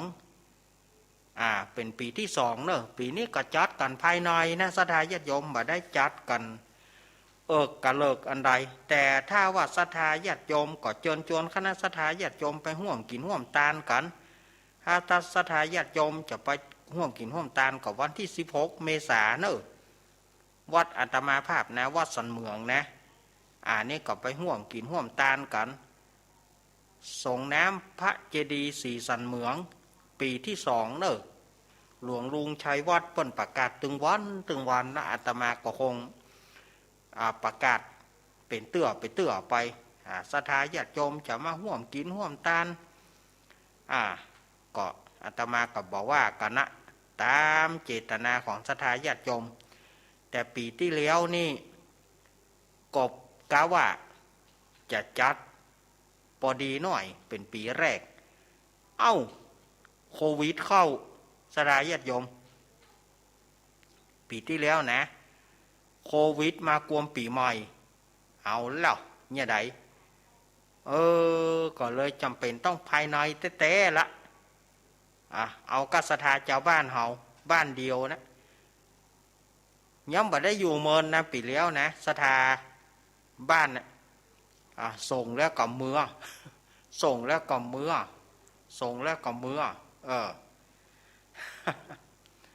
ฉะนั้นก็ปีนี้ก็เฮาก็จะทำกันพอดีศรัทธาญาติโยมมาห่วมอาตมาก็ยินดีตัวมาห่วมกินห่วมตานกันหายจะห่อเข้ามากินกันก็ได้น้ำพริกน้ำปูปลาทูจีฮ้อนเอามากินวันที่16นั่นเป็นวันปากปีหายอยากแกงบะหนุนตามบะหนุนมากินด้วยกันก็ดีหายจะแปลงข้าวแคบข้าวแตนแปลงข้าวหนมมากินด้วยกันก็ดีเนาะน้อมเจริญปอนเนอะศรัทธาญาติโยมเหยเฮามาต่อไปเฮามาฟังละครเพลงบอกมันก็ง่อมเนาะกันเดียวถ้าละครเพลงแล้วก็เฮาจะเปิดสายเนาะละครเพลงจบแล้วเฮาจะเปิดสายเล่นละครเพลงให้ศรัทธาญาติโยมได้ฟังกันพ่องเหรอให้มันหลากหลายนะพ่องก็ว่าถ้าเน้นลักนี่มันไปได้มันลื่นไหลนะก็ใหญ่ๆมันเนาะมันหมดกำอู้เหมือนกันหรอเนาะเมื่อมันหมดกำอู้มันก็ต้องหาอันยังมาเล่นพ่องแต่การเล่นของอาตมานั้นเบาสมองเนอะญาติโยมอย่าคิดว่าอาตมานะเน้นรักนี่มันบัดหน้าเคารพนับถืออย่างมันเล่นอันอย่างหุผีเบาจะไปว่าก่อนของอย่างอี้โคนเฮานี่นะศรัทธาญาติโยมอาตมาจะอู้ไว้ก่อนถ้าบ่มีการไข้หัวตายคนจะเป็นโรคเครียดย่ำพอตลกโปกแฮในทีวีมันต้องมีหรอในทีวีในอดีตจนถึงปัจจุบันเนี่ยมันต้องมีตลกเข้าใส่เหี่ยหน่อยโฆษณาเข้าตลกเข้าข้านเนี่ยหน่อยแต่ก่อนในอย่างยิ้มกันไว้เถิดมันก็มีตลกของมันอันอย่างมันก็มีตลกของมันถ้ามันบ่มีการไข้หัวนี่ตายอย่างเดียวตายถ้ามีการไข้หัวบ่มีตลกโปกแฮบ่มีการเบาสมองญาติโยมก็จะเครียดนะอาจารย์โควิดคนตายไปเป็นหมื่นเป็นแสนเป็นล้านแห่ก็เขาไปเครียดก็มันเห็นหมดเขาจะไปไหนก็บ่ไปละกลัวจะไปทำบุญก็กลัวจะไปอย่างก็กลัวฉะนั้นเขาก็ศรัทธาญาติโยมคลายเครียดก็ไปจะไปกึดนักจะไปกึดว่าอาตมาเป็นนั้นเป็นนี้จะไปกึดไฮไลท์มันอยู่ที่ความม่วนความงานก็พอละอย่าไปกึดนักกันแล้วกันเนาะเอาละวันนี้อาตมาภาพจะเล่นละครเพลงเรื่องใจเจ้าชู้เป็นเพลงเป็นละครสั้นนะประกอบเพลงใจเจ้าชู้มันเจ้าชู้จะใดอันนี้อาตมาไม่รู้อาตมามีตัวช่วยหรอมีตัวช่วยคือไผไอ้ก้อน ก้อนโบอ่ะ อาตมาก็มีตัวช่วยไอ้ก้อนมาอู้ดีกว่า สวัสดีครับ สวัสดีครับพ่อแม่พี่น้อง สวัสดีครับไอ้ก้อนโบครับ ก้อนอีกกปอกะเจคิงจะไปอย่างอันเนี่ยนะฮะว่านะฮะบักให้มากันอย่างเอียนี่โอ้สุมาเตอร์เนอแฮออกไปกว่า มาแล้วครับรายการเล่นละครเบาสมอง วันนี้ผมจะมาเล่นเรื่องใจเจ้าชู้มันไปจะได้ใจเจ้าชู้ก็อันนี้ก็เป็นชีวิตจริงของผมเหมือนกันมีชีวิตจริงหมอคนอย่างนายก้อนทองนี่ถ้าบ่มีชีวิตจริงมันเป็นไปไม่ได้มันต้องมีชีวิตจริงล่ะชีวิตจริงอย่าได้เล่าไปหรอเล่าไปหรอ สุมาเตอร์อารัมพบทเห็นหน่อย ใจเจ้าชู้ก็คือตัวผมเองแหละใจผมนี่แน่มันหันสาวบ่ได้ละเนี่ยมันหันสาวบ่ได้ป้ออันใจนี่นะมันตึงมัดก็ตึงบ่อยู่มันจะไปหาเปิ้นติ๊กเงาโดยเฉพาะอย่างยิ่งสาวงามล่ะมันอย่างอี้อะล่อมันอย่างอี้อะล่อก็นักการเนาะมันไปหันไผ่นี่มันถูกตาต้องใจล่ะใจผมมันเป็นใจเจ้าชู้นี่นะมันก็เลยติดว่าหันไผ่มันถูกใจหมดตรงนั้นก็แจ๋วตรงนั้นก็เจ๋งคนเฮานี่ แต่ใจคนอื่นจะเป็นอย่างได้บอกว่าแต่ใจของผมนี่มันถ้ามันหันสาวมันนึงจะไปติ๊กอ่ะขนาดนั้นทีเดียวก็รูปไม่รอพ่อไม่รวยนะกันเนาะบัดนี้อินดูน้องแตงโมตายกันยังบ่ฮู้บัดนี้ น้องแตงโมตกน้ำได้ยินข่าวแต่เจ้าอินดูมันหามากไว้อย่าไปเกี่ยวอย่าตัวมันใจหูจักเปิ่นเนาะก่อนนั้นนะก่อนนั้นนะมันตึงลู่จะไปหาเปิ้นติ๊กอ่ะมันบาดใจอันนี้นะจะอู้ไปแล้วนะเปิ้นว่าคนเท่าอยู่ไหนบ่เป็นดีเท่าบ่อยู่ตามเท่าว่าอย่างใดกันเนาะคนเท่ามันก็มีหัวใจเหมือนกันหรอคนเท่ามันก็มีหัวจิตหัวใจเหมือนกันเหรอก้อนโบมีหัวจิตหัวใจจ้าเลยกะไอ้นักร้องน้องรักนี่ก็เด็กจะเข้าตูบเขาเนอะเขาป่าฮู้จักว่ามาเลยมึงเฮ้ยเล่นไปเลยคนอย่างผมนี่ใจมันหันสาวบ่ได้นะโดยเฉพาะอย่างยิ่งก็มันหันคนงามซ้ำให้มันถึงจะไปเต้นตุ๊บจะไปติ๊กอ่ะแต่ไผ่จะเลี้ยงมันได้ก่อนนี่แกอันนี้นะเปิ้นว่ามันเข้าตำรานะมันเข้าตำราหยังเปิ้นว่าหยังโตแมนเฮ็ดสเน็กอะไรใส่ภาษาฝรั่งตัวอีโตแมนเฮ็ดสเน็กแล้วมันแปลว่าอย่างบ่ฮู้ไปซ้อหาถามคนเดียวเอาล่ะมันมากับใจแต่เนอะโตแมนเฮ็ดสเน็กนี่นะ จะถามไปโอ้ฝรั่งมาฮั่นปอดี ฝรั่งมาฮั่นปอดีอยู่มานี่ก่อนเจริญพรโอ้อันนั้นมากรรมทุกเจ้าอย่างนะเจริญพรโยมเรียกอาตมาหรือหาว่ายุ่งละแกอันนั้นมันเป็นกรรมของทุกเจ้าลูกบัจจัยกรรมของยูรู้ขอโทษเนี่ยขอตอบเขาว่าเฮานะว่ายังไงเขาว่าเฮาเนี่ยเป็นโตแมนเฮ็ดสเน็ก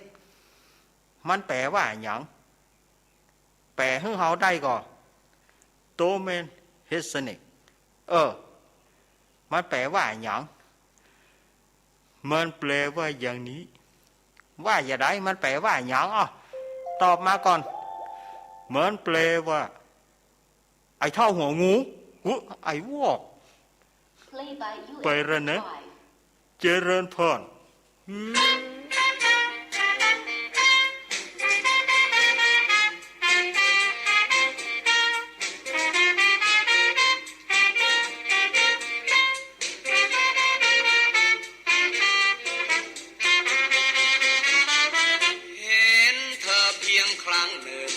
มันเจ้าชู้ไม่รู้มันเป็นชะไหนบอกเธอเดี๋ยวนี้ก็ได้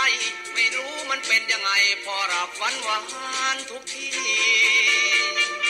เพราะเธอเป็นต้นเหตุที่ทำให้ฝันต้องฝันวนเวียนอย่างนี้ช่วยห้ามหัวใจผมทีหัวใจตามคุณแล้วสิผมนี้จะทำอย่างไรหัวใจผมไม่ได้ผูกเชือกหัวใจเลือกใครก็ได้คุณคงไม่ทราบวิธีรับใจจูบอกข้างกายแล้วบอกว่ารักผมมารักกันดีกว่าโลกดังสวรรค์มีเธอและฉันที่รักผสมเกลียดหายใจระบมโลกเขาไม่เคยนิยมโทรรักผมดีกว่านะคุณ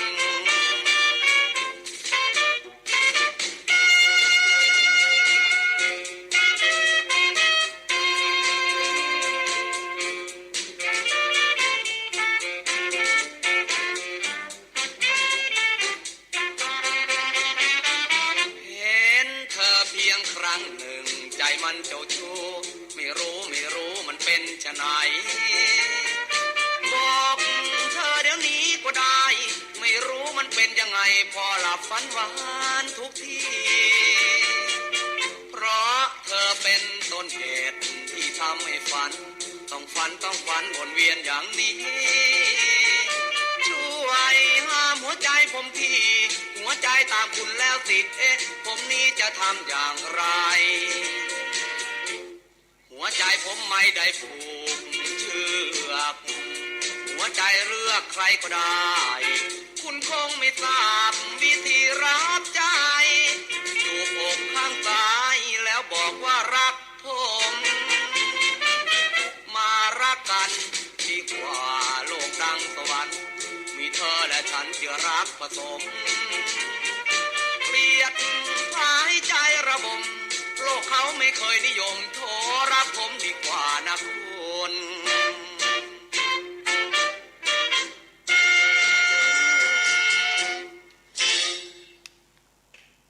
Power off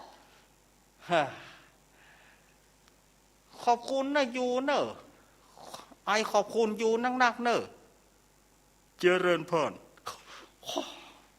หาว่าเราบอกเฮ้ย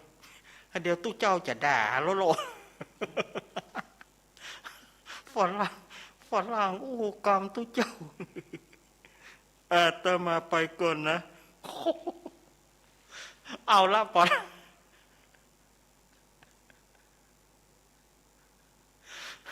ละครเพ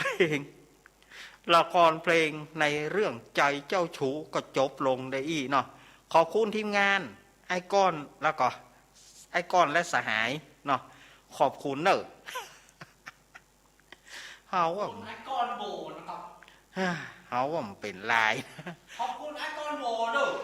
เออว่านะจะนอไปก็ได้โว้ยไปละ วันนี้เอารอดเป็นยังไง รถยังก็ได้ให้ปล่อยละจังคิงยุ่งกันแล้วด่ะหาหน้าก็ก้อนกันนะหมูนี่นะสถาญาติโยมเล่นกันเอาม่วนๆบ่ได้เนอะจะไปถือไปจริงๆจังๆเนาะสถาญาติโยมเนาะเอาละตอนนี้อาตมาภาพหันทีจะต้องเปิดสายละวางสายคือสถาญาติโยมฟังกันเอาม่วนๆบ่ต้องวิพากษ์วิจารณ์บ่ต้องด่าอาตมา เล่นกันเอาม่วนๆเอาภายจะโทรหาอาตมาโทรมาเลยโทรมาเลยวันนี้ไผ่ฟังอาตมาพ่องอาตมาอู้คนเดียวก็มาละมาละ089-214-0135เนาะ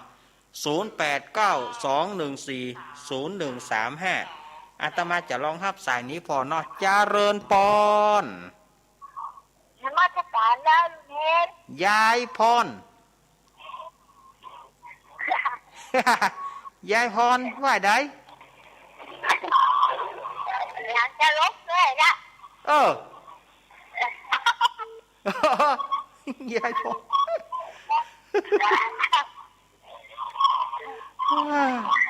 ยุ่งด้วยตำรวจว่ายุ่งแต่ยายพรแต่เนี่ยมันจะไปถือมันเนอะยกขึ้นมาเนี่ยคนยายพร อันนี้นึกว่าจะไปเล่นที่วัดมันก็ร้องไห้ไปเบิดเลยไปกับบลูกกับยายพรเฮ้ยไปเนี่ย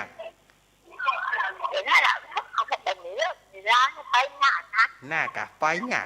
แล้วไปจะมาจูงเขาไปหาหมอไม่น้อยสองไปที่น่ะไม่น้อยไปเจอในเกมก่อนน่ะไม่ถูกไปเจอปั๊บน่ะไปจบเป็นวันน่ะจ้ะโอ้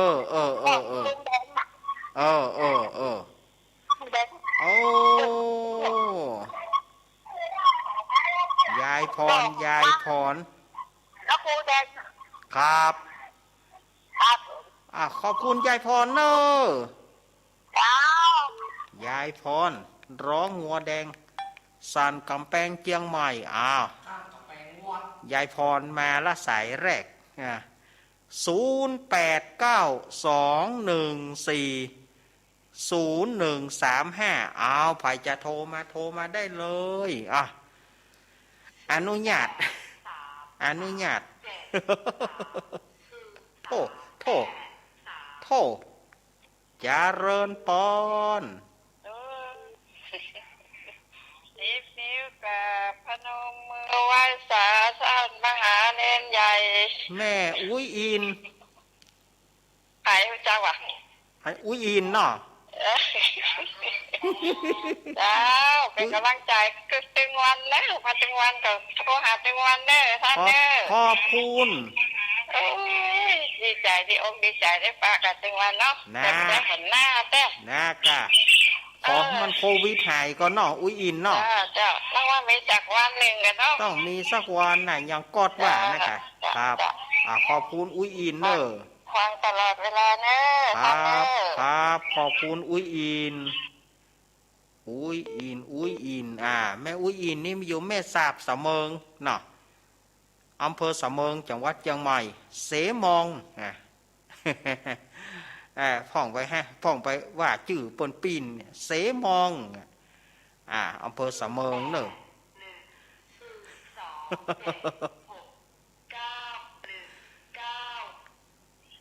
เจริญปอนเจ้ากำไม่สาเจ้าเน้นไม่สุกเตี้ยศิลพรเนอะมาแล้วเจ้าฟัง2 ตอนนั่นเนอะฟัง2 ตอนนั่นเนาะเจ้าฟังไปกับม่วนไป ไปทางใดก็ไปได้อยู่บ้านกับฟังทำนะทำโมฟังนิทานเนนเนี่ยแกเก่นคติสอนใจพ่องเตือนใจพ่องเนาะเจ้าเนนน่ากะขอบคุณอุยสุเกี้ยวเนอติดตามตลอดเด้อเนนเด้อครับเจ้ากลับไว้สาธุสาธุเจ้าสาธุอุยสุเกี้ยวสอนสีนุสอนสีราพรสีเตียฮั่นมาละแม่เพนว่าปอยแสงไฟสว่างตาแล้วหมอน่ากะว่าไปเลยแสงไฟสว่างตาแสงธรรมะสว่างใจสว่างตาได้แสงไฟสว่างใจได้แสงธรรมเจ้าชัดเจนเด้อเนนเด้อวันนี้เด้อครับเอาเนนเดินทางปลอดภัยเจเด้อเจครับขอบคุณแม่เพนเนอแสงใจเด้อจ้าครับมาจากเด้อเนนงานก็ม่วนเนาะฟังเนาะครับเรื่องลิงก็ม่วนเจ้าเรื่องลิงอ่ะจ้าจัดเนาะจ้าเอาอาจารย์นั่นเด้อครับแม่เพนแม่เพนแม่เพนคนสู้ชีวิตเนี่ยไม่มีลิมิตชีวิตเกินแสนนะแม่เพนเจริญปอนจ้าไม่สาเจ้าลูกเลยแม่สีทอนเจ้าวันนี้ได้ไม่ทานมาเด็กน่ะม่วนขนาดลูกเด็กอันจะไปโดยนางแก้ววันที่19จ๋า19นะเจ้าอันนั้นสิครับแต่ว่าจะไปวันที่19นะแล้วก่อนจะได้ไปหรือไม่จะไม่โควิดจะเริ่มระบาดขนาดเลยแบบนี้นะโอ้แล้วเนี่ยได้ไงแหละเนี่ยได้ไปเขาก็พกเขาก็มีบัตรแล้วหรอไปเขาก็เอาบัตรไปตัวเนี่ยได้มันหลายวันเลยถึง10 กว่าวันก็ได้น่ากะอดใจยังแฟนก็ได้โอ้ด้านแม่เขาเนี่ยกำลังขนาดเดียวกันระบาดขนาดเดียวกันอดใจเหี่ยกำนะบึกเหี่ยกำนะพอมันแห้งมันอย่างมาบอกหอมบ่หายมันอย่างมาติ๊กๆเนี่ยลูกเล่นเนี่ยได้ดีเลยก็เนี่ยได้แม่เฮยธรรมชาติมันเปลี่ยนไปน่ากะเขาก็พอมันสักตั้งลองก็มันสักตั้งนะเขาเมากลัวก็เมากลัวเนี่ยนะเป็นอะไรกันเนาะเอาเหี่ยตั้งเนาะพอมันแหงบูนกับแหงบูนกับโรคภัยนี่พอมันอันใดมันจะเหลือก่อนเนาะเจ้าจ้าที่สารตลอดแม่ลูกเด่นขอบคุณแม่สีทอนเจ้าชัดเจนดีเจ้าแต่ท่านสาเจ้าเขาเหี่ยกำนะเขาเมากลัวมันเขาก็กลัวมันอยู่หั่นตลอดมันก็คุยจิตคุยใจเขาอยู่หั่นอันเนี้ยอาตมาว่าขอสู้มันเห็นสักกรรมหนึ่งเนาะเจริญปอนกับไว้สาเจ้าถ้าอาจารย์นิรักเจ้าอันนี้แม่พลอยกะแม่พันเจ้าแม่พานป่าบงเนาะเจ้าฟันท่านจะต้องมาจากเจ้าแล้วเจ้าฟันตอนล่ะฟันอะไรอย่างก็เลี้ยงม้านั่นก็ม่วนเนาะคนเลี้ยงเตียวได้ก็เตียวแต่มันเฮียนเนาะเจ้าม่วนอยู่เจ้าติดตามท่านอาจารย์อยู่ในเจ้าครับขอบคุณที่ตนกู้องค์เจ้ายินดีแม่พันเลยเจ้ากับวิสาในเจ้าแม่พันเจ้าป่าบงเจ้าประตูเปิ้นหายไปหมดโอ้บัดเดี๋ยวนี้ฝั่งชายประการเนอะหั่นกำลังมากันลุกไว้เจริญปอนเจ้าไว้ตาเจ้ามาแล้วยายน้อยว่าไปเลยยายน้อยเจ้าวันทันออก8 โมงถึง2 ถุง 3 ถุงน้อยใหญ่มันรับเจ้าจะได้นะเจ้าเนี่ยเลิกกี่นาทีไล่นาทีอยู่ก้าไล่กะร้านเอาน้ำตาเมงมันเนาะว่าไปเลยน้ำตาอย่าตกโผอกเมงมันบอดตั้นได้หันตะวันเลยเจ้าจอรอออกคู่มนุษย์เขาเน่ามายับหูเฮาเอาไป แม่ก่อตัวน้อยโดยลูกบ่ไว้ปล่อยยักปลุกไปน้ำตาอาบหน้าเฮาอยู่ในดินมีสินแก่กาเฮามีสินหาคบเนอมนุษย์เดินดินตกไตออกเนื้อพันนันได้เนื้อบ่คบหาคอรอดหนึ่งในร้อยไว้ทำพันต่อยำเล่งบอกพ่อมาคุดจนได้ลูกแม่เฮ้ยลูกยังเป็นไข่โจยตอบว่าได้ลูกใหญ่กว่าแม่น้ำตาตั้งลงลูกคงใจแน่เอ็นดูลูกเตะในเฮยหักษาชิ้นไหวขอหนึ่งในเฮยจะไปละเลยหาขอต่ออันอายุจะยืนจักได้เดินปันขอหนึ่งต่ออันและเจ้าในเฮยเดี๋ยวนี้ว่าคุดแมงวันได้เนาะ โอ้ยายน้อยเนาะโอ้เปิ้นเอาอันกำนี่มาว่าเนาะ เจ้า โอ้ อั ย นน้ำตาหมดถุงเนี่ยออกรายการลุงยองเลยนะเจ้า เออ ราย นะ การเจ้า ขอบคุณยายน้อยน้ำตาแมงมอนนะน้ำตาแมงมอนนะโอ้ย มันต้องน่าแก่แต่แมงมอนนี่นะเออหลุดเนอะไผเนี่ย แดงไปฟรีกันด้วย หลุด แดงไปฟรีตู้ แม่พลอย จะไม่จ่ายเจ้าท่านจะเน้นล่างไม่ ไม่ พออยู่นี่กำลังโทรสหัสทิศเนี่ย น่ะแม่พลอยมา แต่ แล้ว แต่กี้แม่พันธุ์เพื่อนอยู่อัน ป่าบง เลยบ้านแม่พลอยไป หัน เลยไปจังเวียงพุ่นบ้านเปิ่นอ่ะ อ๋ออ๋อ แม่พลอยฟังอยู่นะครับ จะฟังตลอดม่วนดีใช่ฉันในรักฟังโดยบางอย่างก็เศร้าบางอย่างก็อัน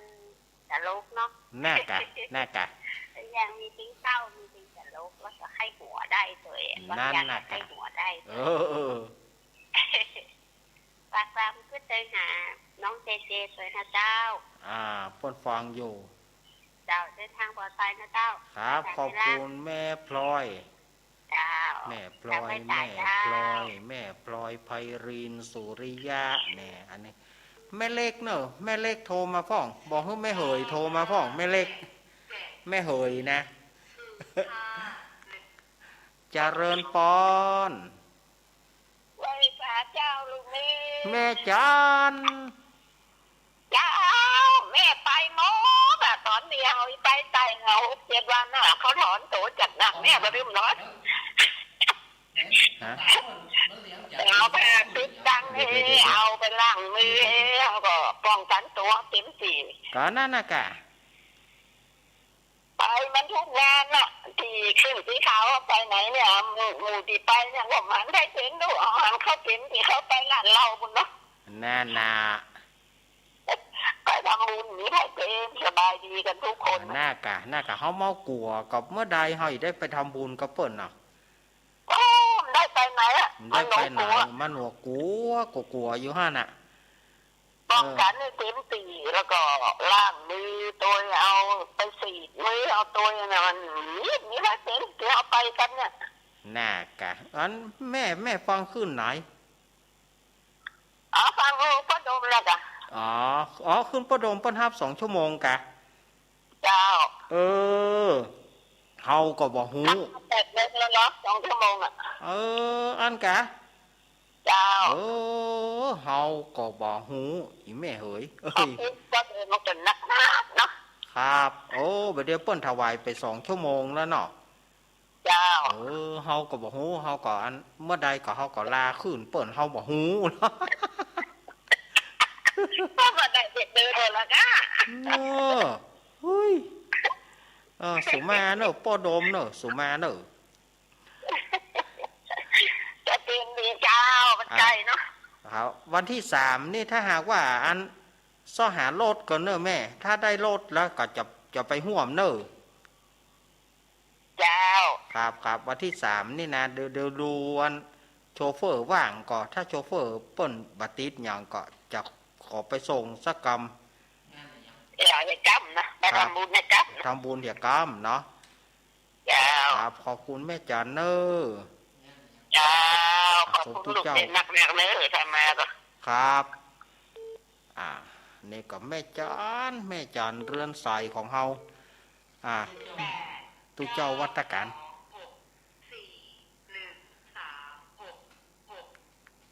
เจริญปอนมาหาลุงเนน แม่ปราณีมอที่แรกมันจะบาโทรเลยนะเราจะเติงหาลุงเนนนั่นล่ะก็น่ากะก็เติงหานะกะหายไปจะได้ไปได้นางแก้วตะเปิ่นอยู่คะได้ไปนะกะแม่วันที่19นะอันเดินทางด้วยความปลอดภัยเนอะครับขอบคุณแม่นักๆเนอะเดี๋ยวแม่เป็นกำลังใจให้ลุงเนนเนอะขอบคุณแม่ปานีนะก็เติงหาว่าแม่ปานีหายไปไหนครับขอบคุณนะแม่มาแล้วมอมาละแม่ปราณีมณีจรแม่จันโสมนะมณีจรมาละมณีจักไม่ไหน089-214-0135089-214-0135อ้าวมาเลยท่านเจริญปอนไม่สาเก้าลูกนินจากทางได้ยายแดงดอกตาลำยายแดงมาแล้ววันนี้เสียงใส่แก้วยายแดงหันก็ได้ยินก็ลูกกันขับป่าคือลูกเน้นก็นี่เนาะเจมีไหนสวัสดีเจกันเนอะมิเนี่ยเจอ๋อเจ้าบ่เป็นอย่างแล้วบ้างไข้ของหัวนี่เนาะ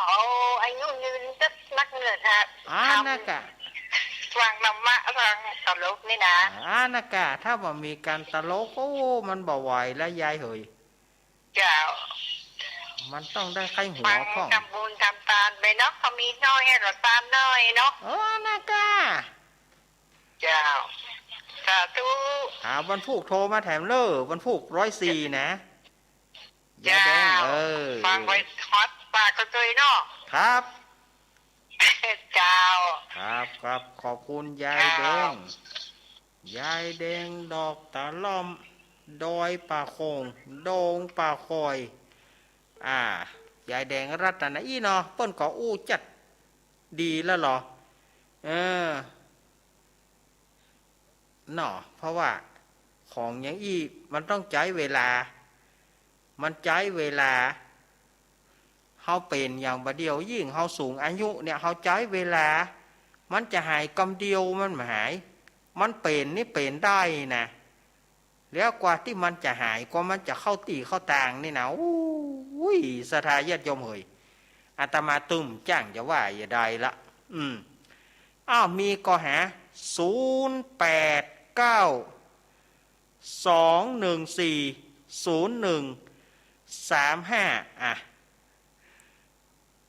089-214-0135เอาละไผจะโทรเข้ามาสายว่างแล้วลูกว่างแล้วนะอาตมาเคลียร์ให้หมดแล้วนะเอาไผจะโทรเข้ามาตอนนี้แล้วก็บอกว่าเมื่อคืนมันบัดตานอันเมื่อคืนเนี่ยอาตมาก็ตึงบ่จ้างจะอย่างใดเพราะว่าสายเมื่อคืนนี่มันแน่นมันก็ตึงแน่นแต่นะสายเมื่อคืนถ้าสายเมื่อวานนี่ปอยาแควนน้อยแต่ว่านี่แม่บุญป่อนสารอูยี่บ้านจอมแจ้งเปิ้นโทรหาอาตมาว่าลูกเนนอันเจิญแม่ไปเกณฑ์สางไปมัดมือขอบคุณเนอะเท่าเจริญปอนไอ้กาในลาจากตังได้แม่ทาแม่ย่อยสันทรายแม่ทาแม่ย่อยสันทรายเจ้าที่เป็นคนไข้ติดเตียงนะถึงเปิ้นเป็นคนไข้ติดเตียงแต่เปิ้นนี่ชัดเจนเนอะ โอ้เปิ้นอู้แบ โทร บ หาอะไรกับบัตรจีชักตื้อ เมื่อใด ป๊อกแป้ เมื่อใดตะกี้เนี่ย อ๋อนตะกี้ลูกตะกี้นี่มันเต็ม แล้วก็กำลังติดแบบเดียวเนี่ย อันตะกี้นี่มันเต็ม แล้วอันว่าจะถามเมนว่าเมื่อคืนน่ะได้ปัญหากันก็วันเสาร์วันติดอ่ะ อ๋อตายก่ะ แล้วแม่ทาจะเนนไปตายเป็นอย่างอาท่าเป็นอย่างนะให้หนุ่ยเขาอ่ะ โอ้ แล้วเนนโจดเนอะ เอาลูกเนนบัดได้โจรแม่ เพราะว่าลูกเนนมันใจโทรศัพท์อยู่เนาะเอาสักบื้นเนอะหลังจาก แล้วโทรไปหานั้นมันบัดได้แล้วมันบอกงูเบอร์โทรพี่สมัยบอกงูเลย หลังจากนี้เดี๋ยวลูกเนนออกรายการเกินชั่วโมงแม่โทรเข้ามาเนาะ โทรหลังไม่ละ โทรหลังไม้เนาะหลังจากลูกเนนออกรายการได้เกินชั่วโมงเนอะ เจ้า ขอบคุณ เจ้ากำลังใจเนอะ ขอบคุณแม่ทาแม่ทาเฮ้ยอีแม่เข้าใจว่าอีแม่คงจะว่าลูกเนนนี่เปิ้นมีปากกากระดาษ ไม่มีอะไรสักอย่างจำอย่างเดียว ถ้าจะโจทย์ก็โจทย์ได้อาตมาบัดได้เอาอุปกรณ์ของอาตมามาที่เป็นหนังสือเบลเนาะอาตมาบัดได้เอามาเพราะว่าอาตมาบัดได้โจทย์ได้เขียนอย่างสมุดปะเลอะสมุดเต็มนี่เต็มหน้าจอคอมนี่สมุดปะเลอะแต่ว่าอาตมาไม่อาจจะเขียนได้นะขอโทษตัวเนอร์แม่อุ้ยทาแม่ย่อยเปิ้นว่าคนไข้ติดเตียงแกะออกไงเนาะเพราะว่าเป็นคนไข้ติดเตียงเพราะมันติดอย่างถ้าเป็นกาวก็ถ้ามันมีกาวก็เอาน้ำสวยแกะออกเบาะออก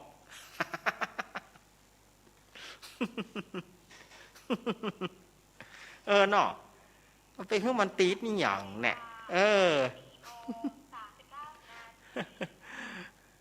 เหลือเวลา30 นาทีมาสถาญาติโยมไผจะโทรก็โทรเหลือเวลาอีก20 นาทีไผจะโทรเข้ามาหลวงพ่อนิมนต์ครับหลวงพ่อมานิดหายไปไหนหาหลวงพ่อมานิดก็หายหลวงพ่อนิพนธ์ก็หายหลวงตากริดก็หายหลวงตากริดโทรเข้ามาพ่องเนอะอันนี้ปุ้นเนอะอันนี้เมืองพานแม่สายบัว นี่ออกรายการจ้ะ วันนี้ออกรายการเนอะแม่ ออกแล้วล่ะ ยังบ่แล้วเตื้อมัน4 โมงปลายยังบ่ถึง5 โมงเตื้อ เดี๋ยวเงินทับสายอีกแล้วเนาะ ฮับสายหน้ามอยเนอะ ฟังอยู่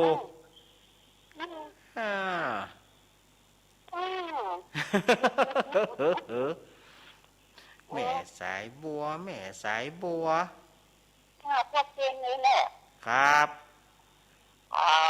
ขอบคุณแม่สายบัวอันนี้แม่สายบัวเมืองพานเนอะแม่สายบัวเมืองเทิงนี่หายไปเมื่อแล้วนี่โผล่มากำนะแม่สายบัวเมืองเทิงแม่สายบัวเมืองพานนี่วันนี้มาแล้วก็แม่สายบัวเมืองเทิง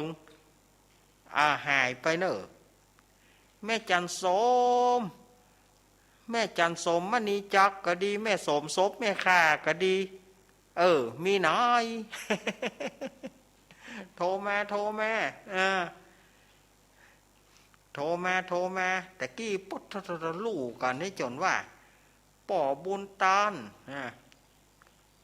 เดี๋ยวป่อบุญมีหมองก็ป่อบุญมีมาแหละป่อบุญมีเมืองกลาง ป่อบุญมีเคยสั่งนี่เดียวอะไรหมองป่อบุญมีเคยสั่ง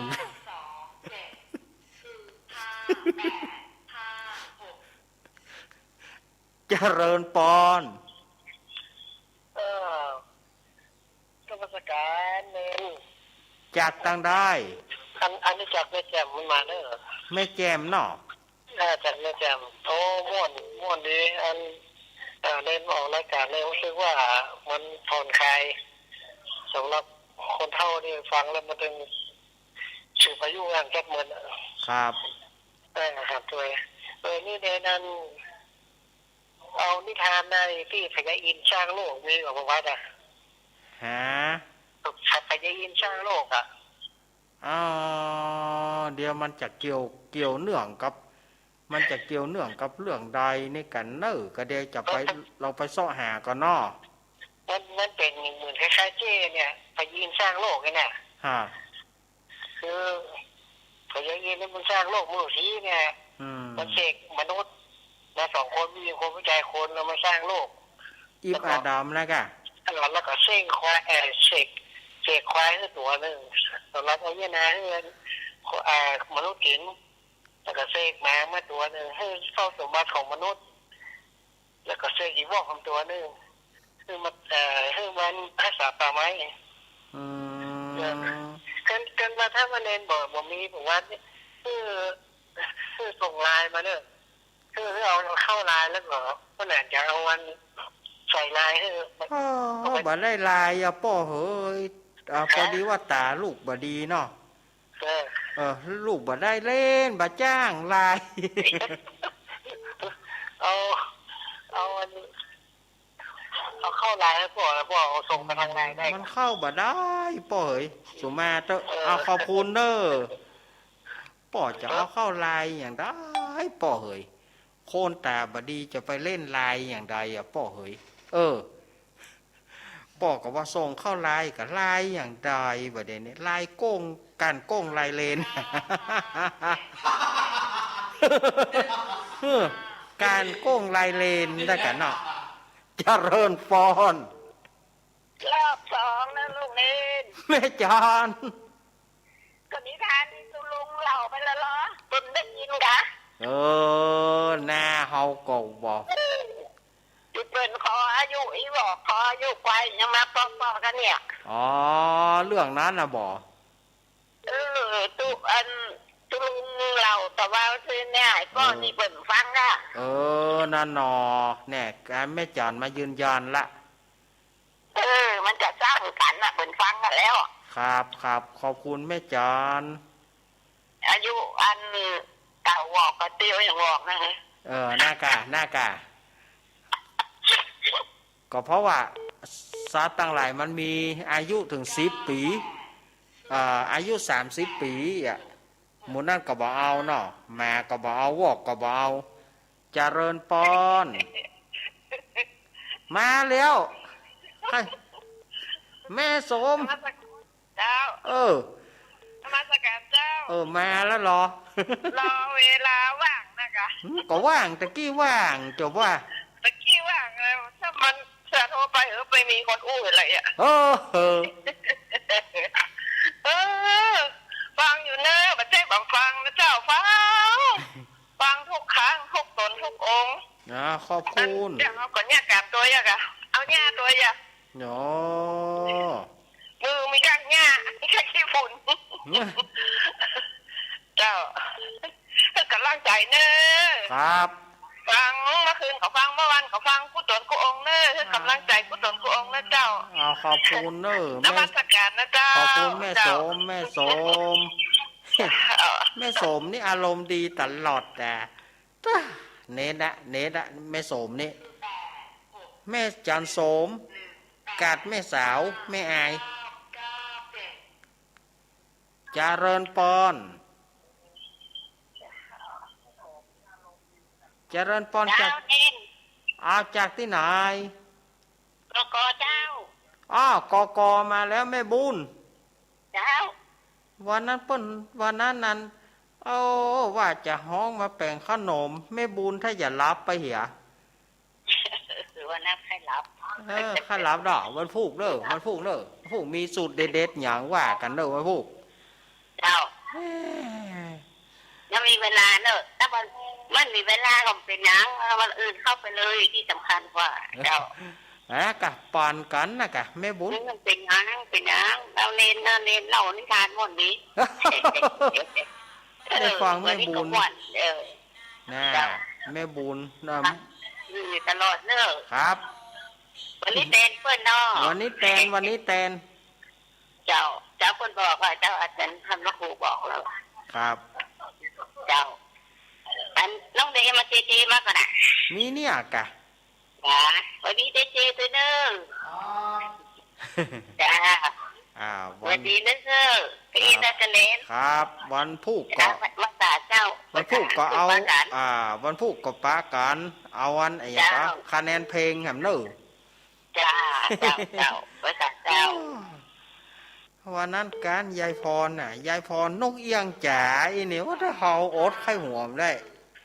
ยายพรตอบปัญหาเพลงนกเอียงจ๋าน่ะเฮาเลี้ยวใจเด้อเจริญปอนเจริญปอนเอ้าจากตั้งได้ หนองบัวก็ตุ้มปลาช่าง หนองบัวตาตุ่มปลาซาง ครับผม เอามูลกินน้ำมูลเนาะ น้ำมนต์ น้ำมูลครับ เอาแหมบื้นเอาที่หลวงป่อเนอะ ฮะ แหมบื้นเอาที่หลวงป่อฝางเนอะ ที่หมูเนาะ 8 โมงนะกะ2 ทุ่มนะกะ อ๋อครับท่านออกวันใดมันออกวันเหนือวันจันทร์กัน วันอังคาร ออกกันแน่เนาะ อังคารหน้าเอาเฮานะถ้าเป็นไทยเอาที่เฮาก็คือวันอังคารไทยเอาด่วนนี่ก็คือที่หลวงป่อเมื่อคืนบื้นเนอะ ครับถ้าท่านมีเวลาของเอาได้เพื่อนท่านแบบมีเวลาของข้าวที่ท่านนั่นเนอะ ครับ ขอบคุณ ครับ ขอบคุณต่อ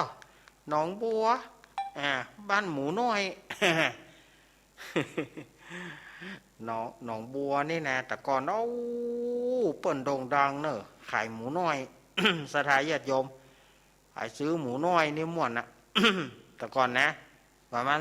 40-50 ปีนี่นะโอ้หมูน้อยขายดี เเปิ่นเอาไปซอหรอเปิ้นเอาไปซอหรอแต่ก่อนซอป้อเขยมาวางดินนี่ป้อเขยมาวางดินนี่ มีกอโทรเข้ามาเหลือเวลาแถม10 นาที0892140135มาเลยเจริญปอน เจ้าเวลาคนเลิกตั้งใจยังไงเมานะ ยายน้อยยายน้อยมาเลย พอเขากล้าของเรา ก็ผมมีก้อนสามหนาเลยจ้ะเนาะคนเฮามนุษย์ในโลกสักคนเกิดมาเป็นคนบนพื้นโลกลาเฮามีความตายก็อยู่เบื้องหน้าบ่มีไผมาลงบนแล้วแต่วุ้นกรรมจักนำต่ำตนไผบ่หลีกผลสักลายวันเกิดเนเต้วันเนวันตายมนุษย์ยิงใจเหมือนกันอยู่โหว่ายังบอกชีวิตต้องสู้ที่หาเลี้ยงดูปากต้องเป็นตุกอย่าล้วงมีวงจองกล้องมาวันอยู่ของพัวพันว่าได้บรรลุเป็นอรหันต์เพราะตามวงฟันติดวันหลบกว่าวงหักลูกร้านวงวานเราขาดวงหักเมียนางผมชิดวงหักสมวัดวัดเหม็นน้ำมิดหลงคิดว่าอันของกูให้หน้าปลาตั้งตึกงามสวยหรูว่าได้คือดูหูที่เจ๋งเป็นโตตันหาเข้ามาตึงเพ่งว่าคือควายเยงที่จันว่าใจของไผคนใดทั้งนั้นอย่าหลงยึดมันมัวเมาเป็นของสมมุติของเฮาของเขาตายแล้วก็เอาไปตัวว่าใดแม่ซบสากตนคนเอาเขาใหม่ว่าเลื่อนได้คืนค่าเลอชัวปะพี่ว่ามีมวยมากคือคนตีสามยังคนเฮา ำดีเราไว้คนใดสรรเสริญคำชัวคนเวินเวินบอกอุดอามีไว้ประดับไว้กับโลกกว้างสืบต่อยาวนานโจฟ้าอยู่กูโลกีบ่มีต่ำจ้าขออยู่ต่างหน้าทำดี ถึงจะง่อยวิตจับจิตเป็นผีแต่ว่าความดีมีไว้โลกละโลกนี้ลันการยาวนานไปหน้าใครบ่นินทาว่าหายมีคนเสียได้ตายบนเราไว้คำสอนลุงใส่เมืองคนเกิดมาหนึ่งครั้งตายใดหนึ่งหนเกิดมาเป็นคนตุกจ่องจนตายเป็นทีนี้ข่าวหีบหลอกจบตามคันลงฝนตุกเกิดตายมาหลายเกณฑ์อยู่ตั้งแต่โลกตั้งมีมาแม่องค์พุทธะจนสักขยายังมรณาดับขันจนใดเข้าผู้ถูกชนคนอยู่ลมใจนับปัสตาได้หรือพ้นมีเขามีของเงินทองเลอล้นว่าลบดันจนตัวไปมีเงินหมื่นล้านก่อสุดวิสัยว่าใดปลาไปละไว้อยู่บ้านยายหน่อยเห็นการไขการเราจัดพอมีวงวานพี่น้องว่าต้องเสียใจลำไรหำห้องเป็นของถูกต้องธรรมดาถึงจะให้ห้องเลิศน้องน้ำตาบอกกลับขึ้นมาปิดฟื้นคืนใดเป็นหน้านิจังสัดโลกลงใจมันหากเป็นไปอย่างอี้เมื่อดังย่ายโอนได้ละลานี้ต้องตายจากบาดผู้คนจักหนีไปไหนจึงนี้บอกพ้นหากกรรมมาโดนไฟขบเพราะจะอันนาการตีขอลกขอหนุกน้อมกราบวันตาไปหูเป่าว่างเสียเวลาคือข้าวนาหักษาจินเจ้าหักษาจินเจ้าขอสุมาเนอร์ถ้าสายไพรุษนะเจ้าไว้จ้าเจ้าขอชดเชยกันคืนวันเดโทนะเจ้าน้อไว้จ้าเจ้าขอบคุณยายน้อยโอ้หมดเวลา เท่าปล่อยยายน้อยว่าไปตีหมดเวลาของอาตมาภาพละอาตมาภาพก็ขอนำเอารายการสารธรรมยามแรงอำลาศรัทธาญาติโยมไปก่อนไว้รายการของอาตมาภาพบอนอังการก้อยมาปะกันหรือว่าวันใดว่าง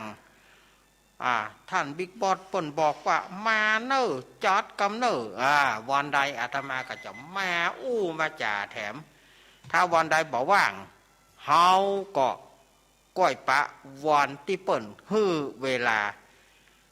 วันใดที่ว่างอาตมาก็เสียบเข้าวันใดที่ว่างอาตมาก็เสียบเข้า วันนี้เวลาที่ตกแตนเปิ่นหมดแล้วเนอโชคดีจบไปของศรัทธาทุกท่านขอบคุณทุกคลื่นทุกเครือข่ายทุกสถานีที่เอื้อเฟื้อเวลาให้กับอาตมาภาพนำเอาสาระต่างๆม่วนพ่องบ่ม่วนพ่องอันใดที่มันม่วนก็เก็บไป